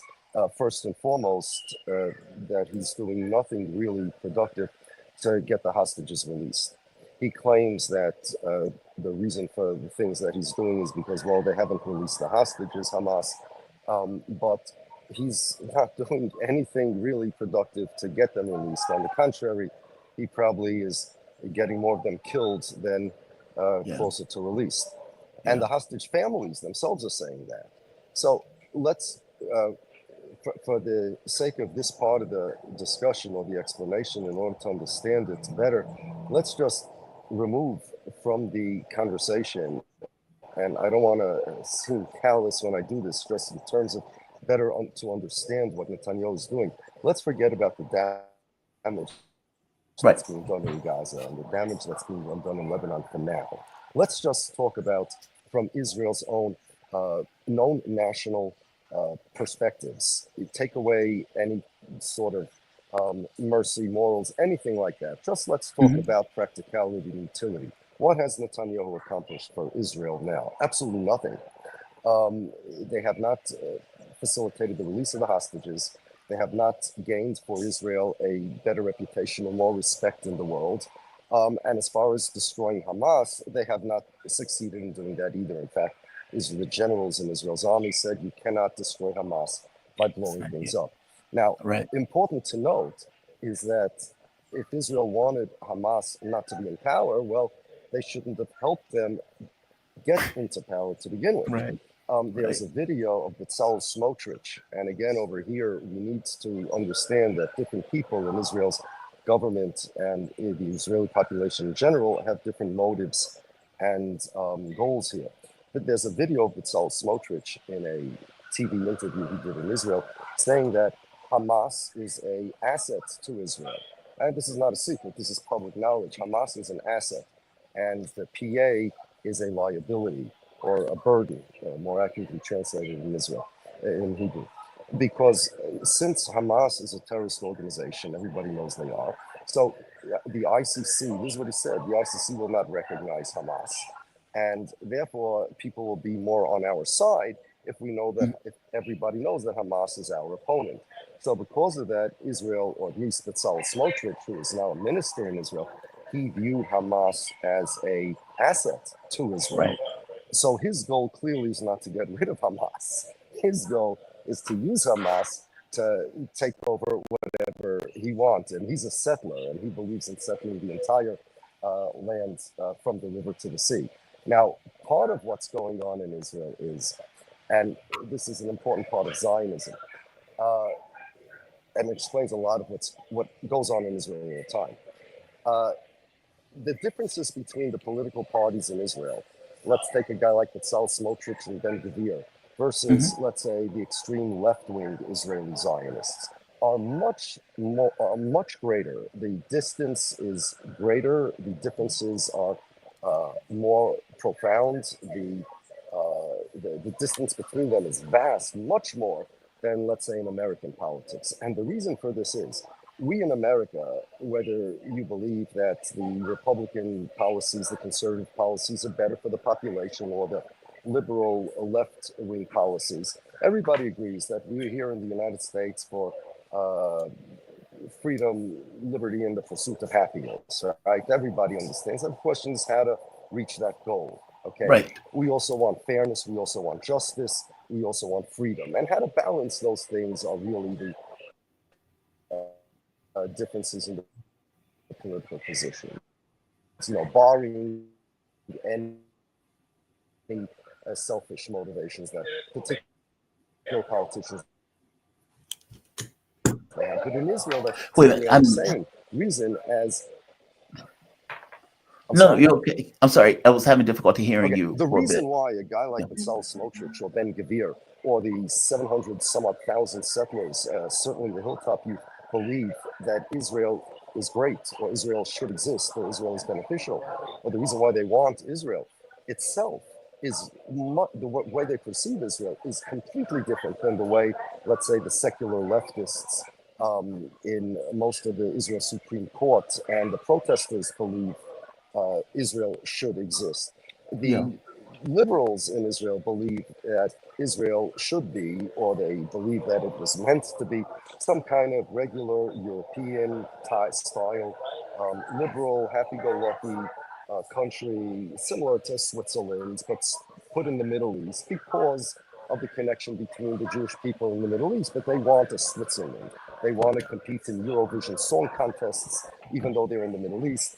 They want to envision a world, or actually they want to imagine a world where Israel is something where people play volleyball on the beach and a bunch of liberal guys sip lattes in Tel Aviv cafes, and that's it. And the reason why there are problems over there is because they are beset by religious fanatics, Islamists, and even Haredim, Orthodox Jews. And all we want to do is be normal European liberal people. You know, that's the leftists. Then you have, and if you ask them what a Jew is, Israel claims to be the Jewish state, the state of all the Jews, but if you ask them what a Jew is, they'll have a hard time defining it. Well, it's an ethno-religion, they'll tell you, probably. The problem is that these people aren't religious at all, many of them, and as far as ethnicity is concerned, they'll have Ethiopian Jews, Middle Eastern Jews, Yemenite Jews, and German Jews. And they neither share a religion, nor do they share an ethnicity. So what is the common denominator that makes Jews Jews and Israel the Jewish state? They'll have a hard time explaining. On the other hand, you have on the other side of the spectrum, you have guys like Smotrich and Ben-Gvir. Netanyahu's closer to them, but not as far right as they are, who believe that there's some type of messianic time period, that some eschatology, some end of days time period that's taking place now, and Israel needs to, and the Jews, his version of them, need to conquer Israel, and that's part of the messianic process. And there are all sorts of gradations between. But Smotrich and Ben-Gvir and these guys will tell you the definition of a Jew as well. It's a nationality, but also it's a religion, and a God-given religion, and a God-given land, something that the guys on the left will disagree with completely. They'll agree that it's a nation. They'll have a different definition of what the Jewish nation is. So what happens in Israel is not only do you have different political views, but you have different views of what Israel is, of what a Jew is, of what a Jewish state is, which is why in Israel you have so often new elections, because they can't even agree why they're there. They can't even agree what the purpose of the country is. They can't even agree whose country it is, because according to Israeli law, the Israeli nation state law of 2018, Israel is...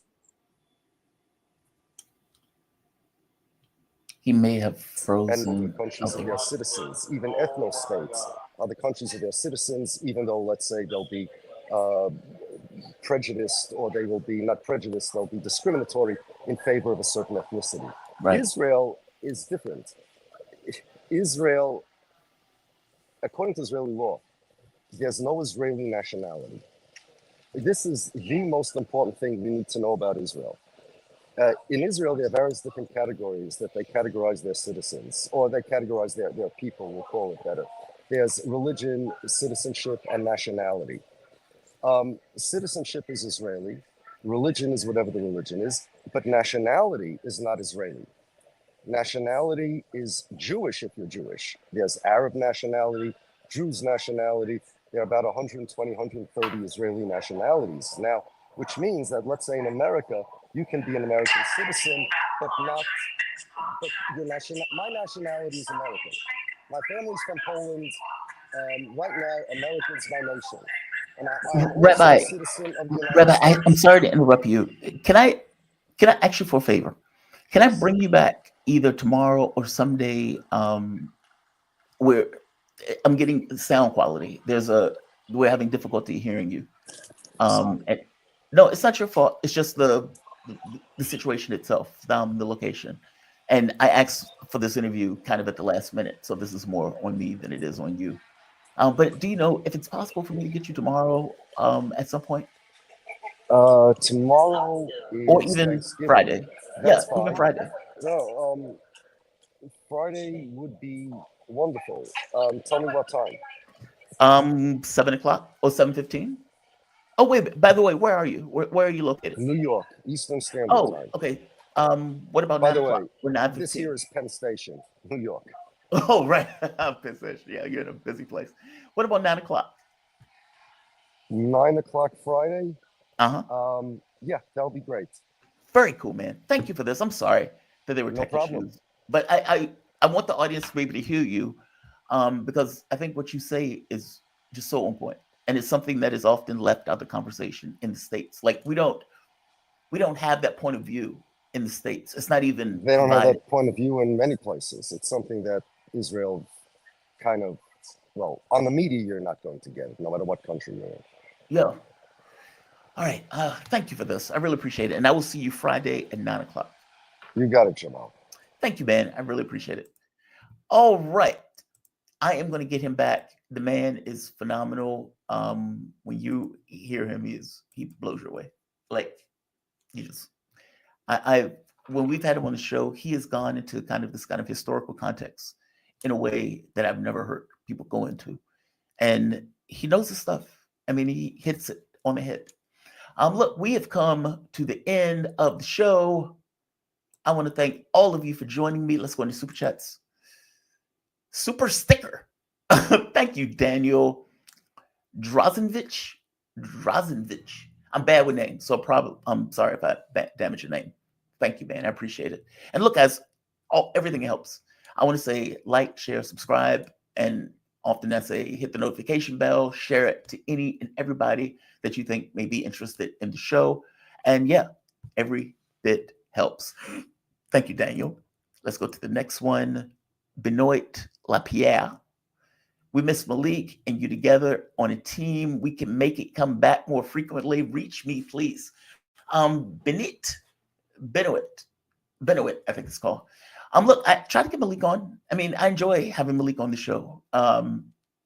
He's easy to talk to. He tends to be usually an honest actor. And even though we have differences in political ideology, him and I have always gotten along well. So no, there's no issue. It's just, look, what it really boils down to, at least for me, I am not good at asking people for things. I hate it. It's something I just hate it. I can't stand it.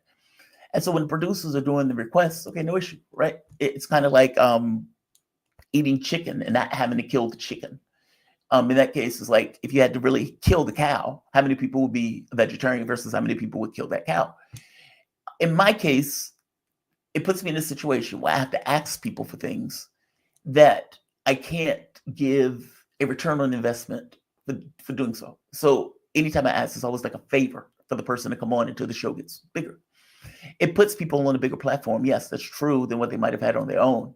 But it's not like, I don't know, it's not a Jimmy Dore thing where you get so many people, so many eyes, then the very fact that you're on the show gives you a certain amount of clout that you wouldn't have gotten otherwise.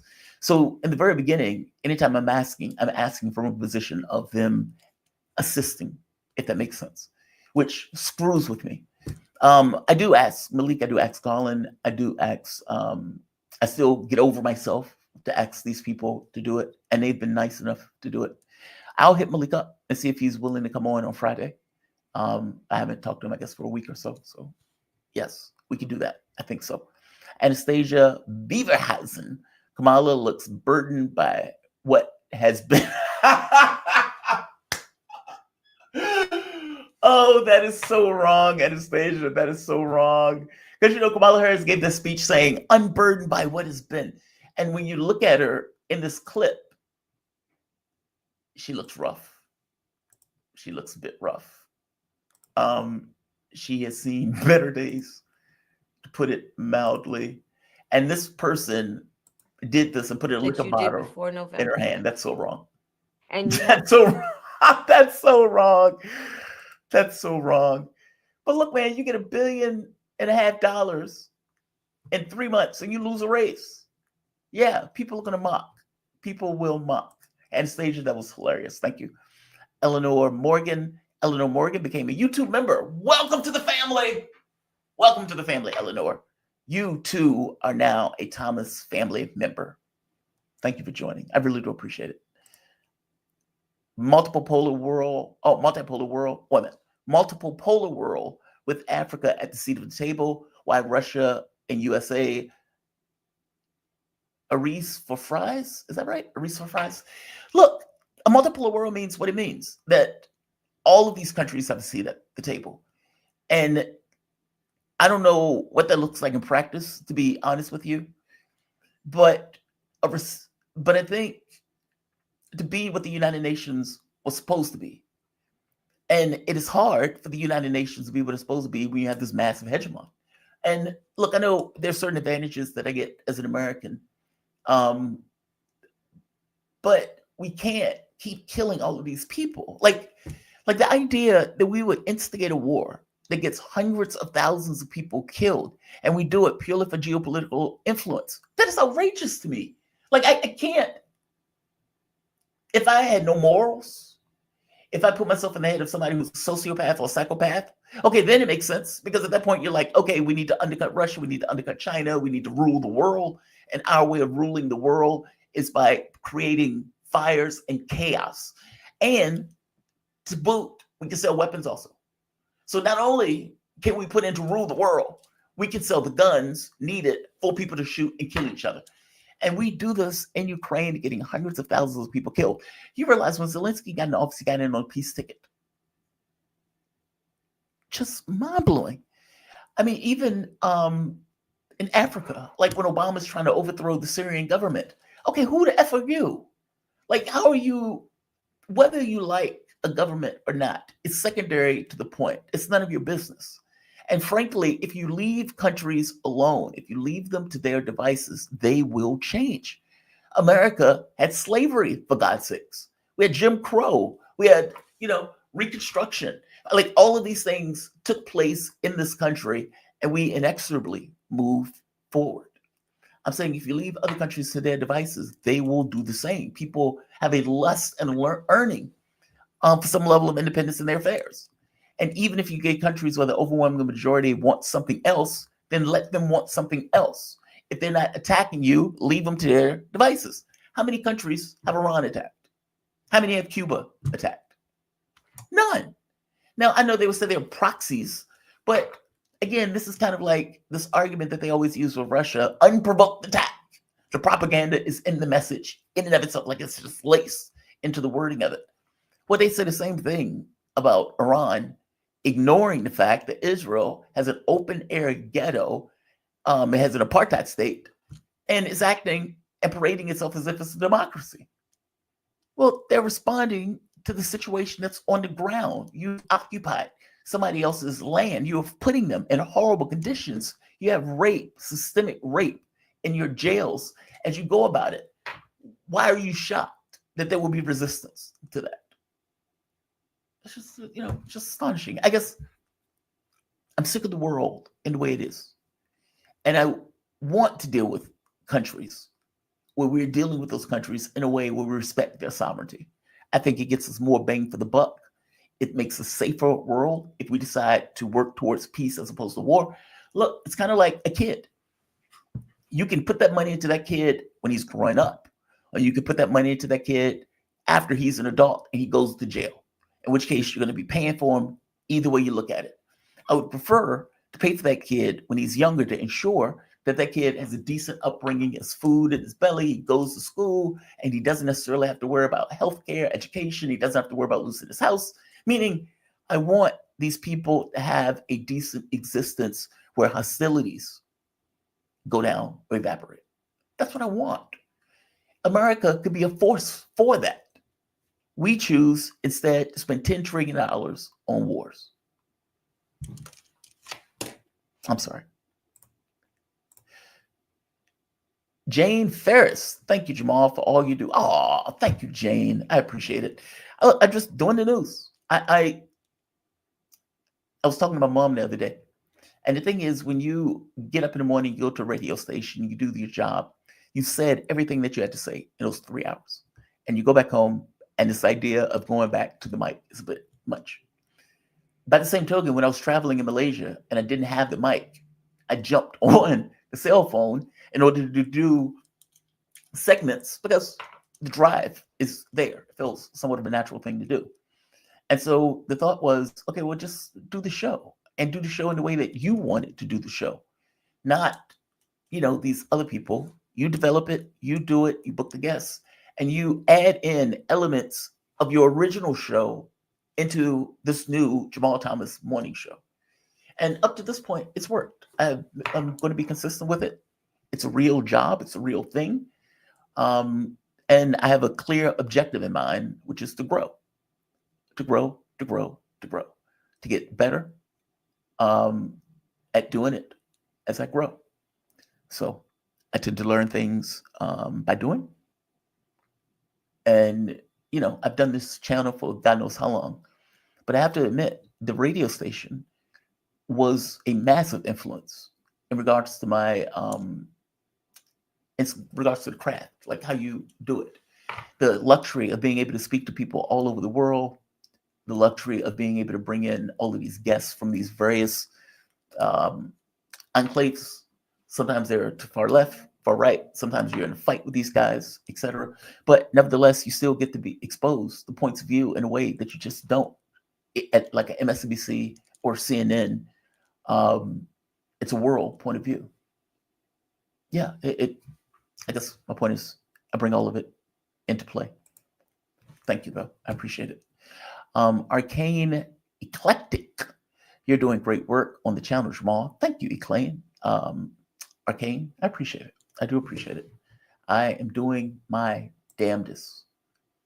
The thing is, and this is grim to say this, but it is true. When you are covering wars and stuff like that, it feels like you're perched at the edge of the world. Like you're just watching it. And you feel, weirdly enough, distinct from it, but also part of it. Especially when your government is instigating it and is pushing this along. And so there's this kind of weird phenomena of you feel like you're a part of it. It's almost like by doing the story, you feel outside of it, but also a part of it because you're covering it as a story. It's a very strange dichotomy. When the Ukraine war started, it became super clear to me, the Nord Stream stuff, how it played into the job, the knocking over the government. And to call it outrage is an understatement. Because you must understand, if you were just rando guy on the street playing your Xbox, having sex with your girlfriend, boyfriend, whatever, you may miss the fact that they knocked over the government. And you may go with this assessment that, oh my God, Russia's just doing this because they're horrible people. They're just cartoons. They say the same thing about North Korea, by the way. They act like North Korea doesn't have security interests or that the guy's just off his rocker. When in reality, he is responding to real world phenomena. He's a rational actor responding to pressure being applied by South Korea and America. And you may miss the fact that they overthrew the government. You may miss the fact that they've expanded NATO to the border. You may miss the fact that Russia signed the Minsk agreements, meaning what they're saying doesn't line up to reality. And what they're saying is purely for political expediency to get from point A to point B to accomplish a particular objective, that is to keep Ukraine in the Western sphere of influence after knocking the democratically elected government over. That's outrageous. Like, just think about what we're saying. That's outrageous. Bob is standing by himself. 5 guys get closer and closer and closer to Bob. Bob is aware that they're getting closer and closer to him. He's getting concerned for his safety. And they say, no. We're just a defensive alliance. And then they beat the shit out of Serbia. No. We're a defensive alliance. And then they beat the hell out of Libya. Nope, we're just a defensive alliance. And the people who invaded countries, knocked over governments, caused color revolutions are now on your border. And you're supposed to trust that, no. I know we're building up a massive military. Nothing to see here. They're out of their minds. Bob has every right to feel some kind of way about these randos getting closer to him because there are security risks. I'm using countries in the sense of people, but I hope you get my point. Like, it is outrageous that we'll be willing to do that. That's all. And, you know, you think of how many people's lives are lost. And you think of people in these horrible situations, people who've been decapitated, losing limbs. And at the end of it, I guess for me, I've been asking this question for years now. What was it for? Like, I know what they wanted out of it. But in the grand scheme of things, they're not going to get what they want out of it. Russia will end the world before they lose this war. So what was it actually for? And again, I know they would say, oh, the minerals. They may even say, we want a platform. We want to surround Russia, and we want Ukraine to be the pivot point for us to do so. All of the wars that Russia has fought in the past several decades has gone through Ukraine, and Europe going through Ukraine to do so. They wanted to surround Russia to get a fait accompli. Basically, we've surrounded you with missiles, a ring of metal and steel. No country that's sovereign, that has the capacity to do something about it, and hell, some that don't have the capacity to do anything about it, would allow that premise. We did not allow it in Cuba. If they knocked over Mexico and tried to do what they're doing to Ukraine now, we would invade Mexico. I'm telling you, they are lying.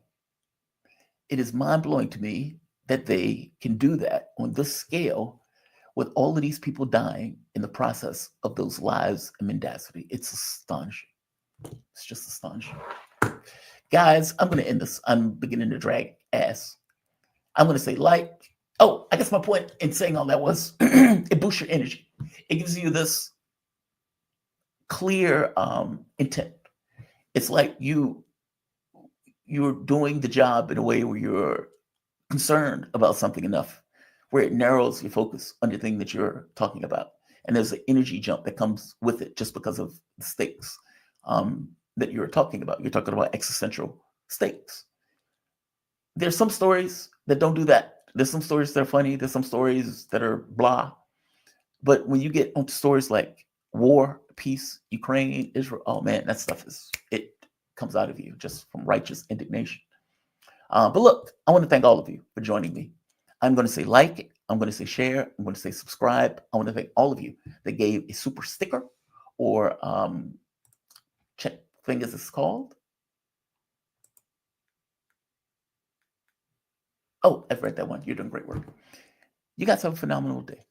I may see you later today if something strikes my fancy. But if I don't, have a good Thanksgiving also. Signing off.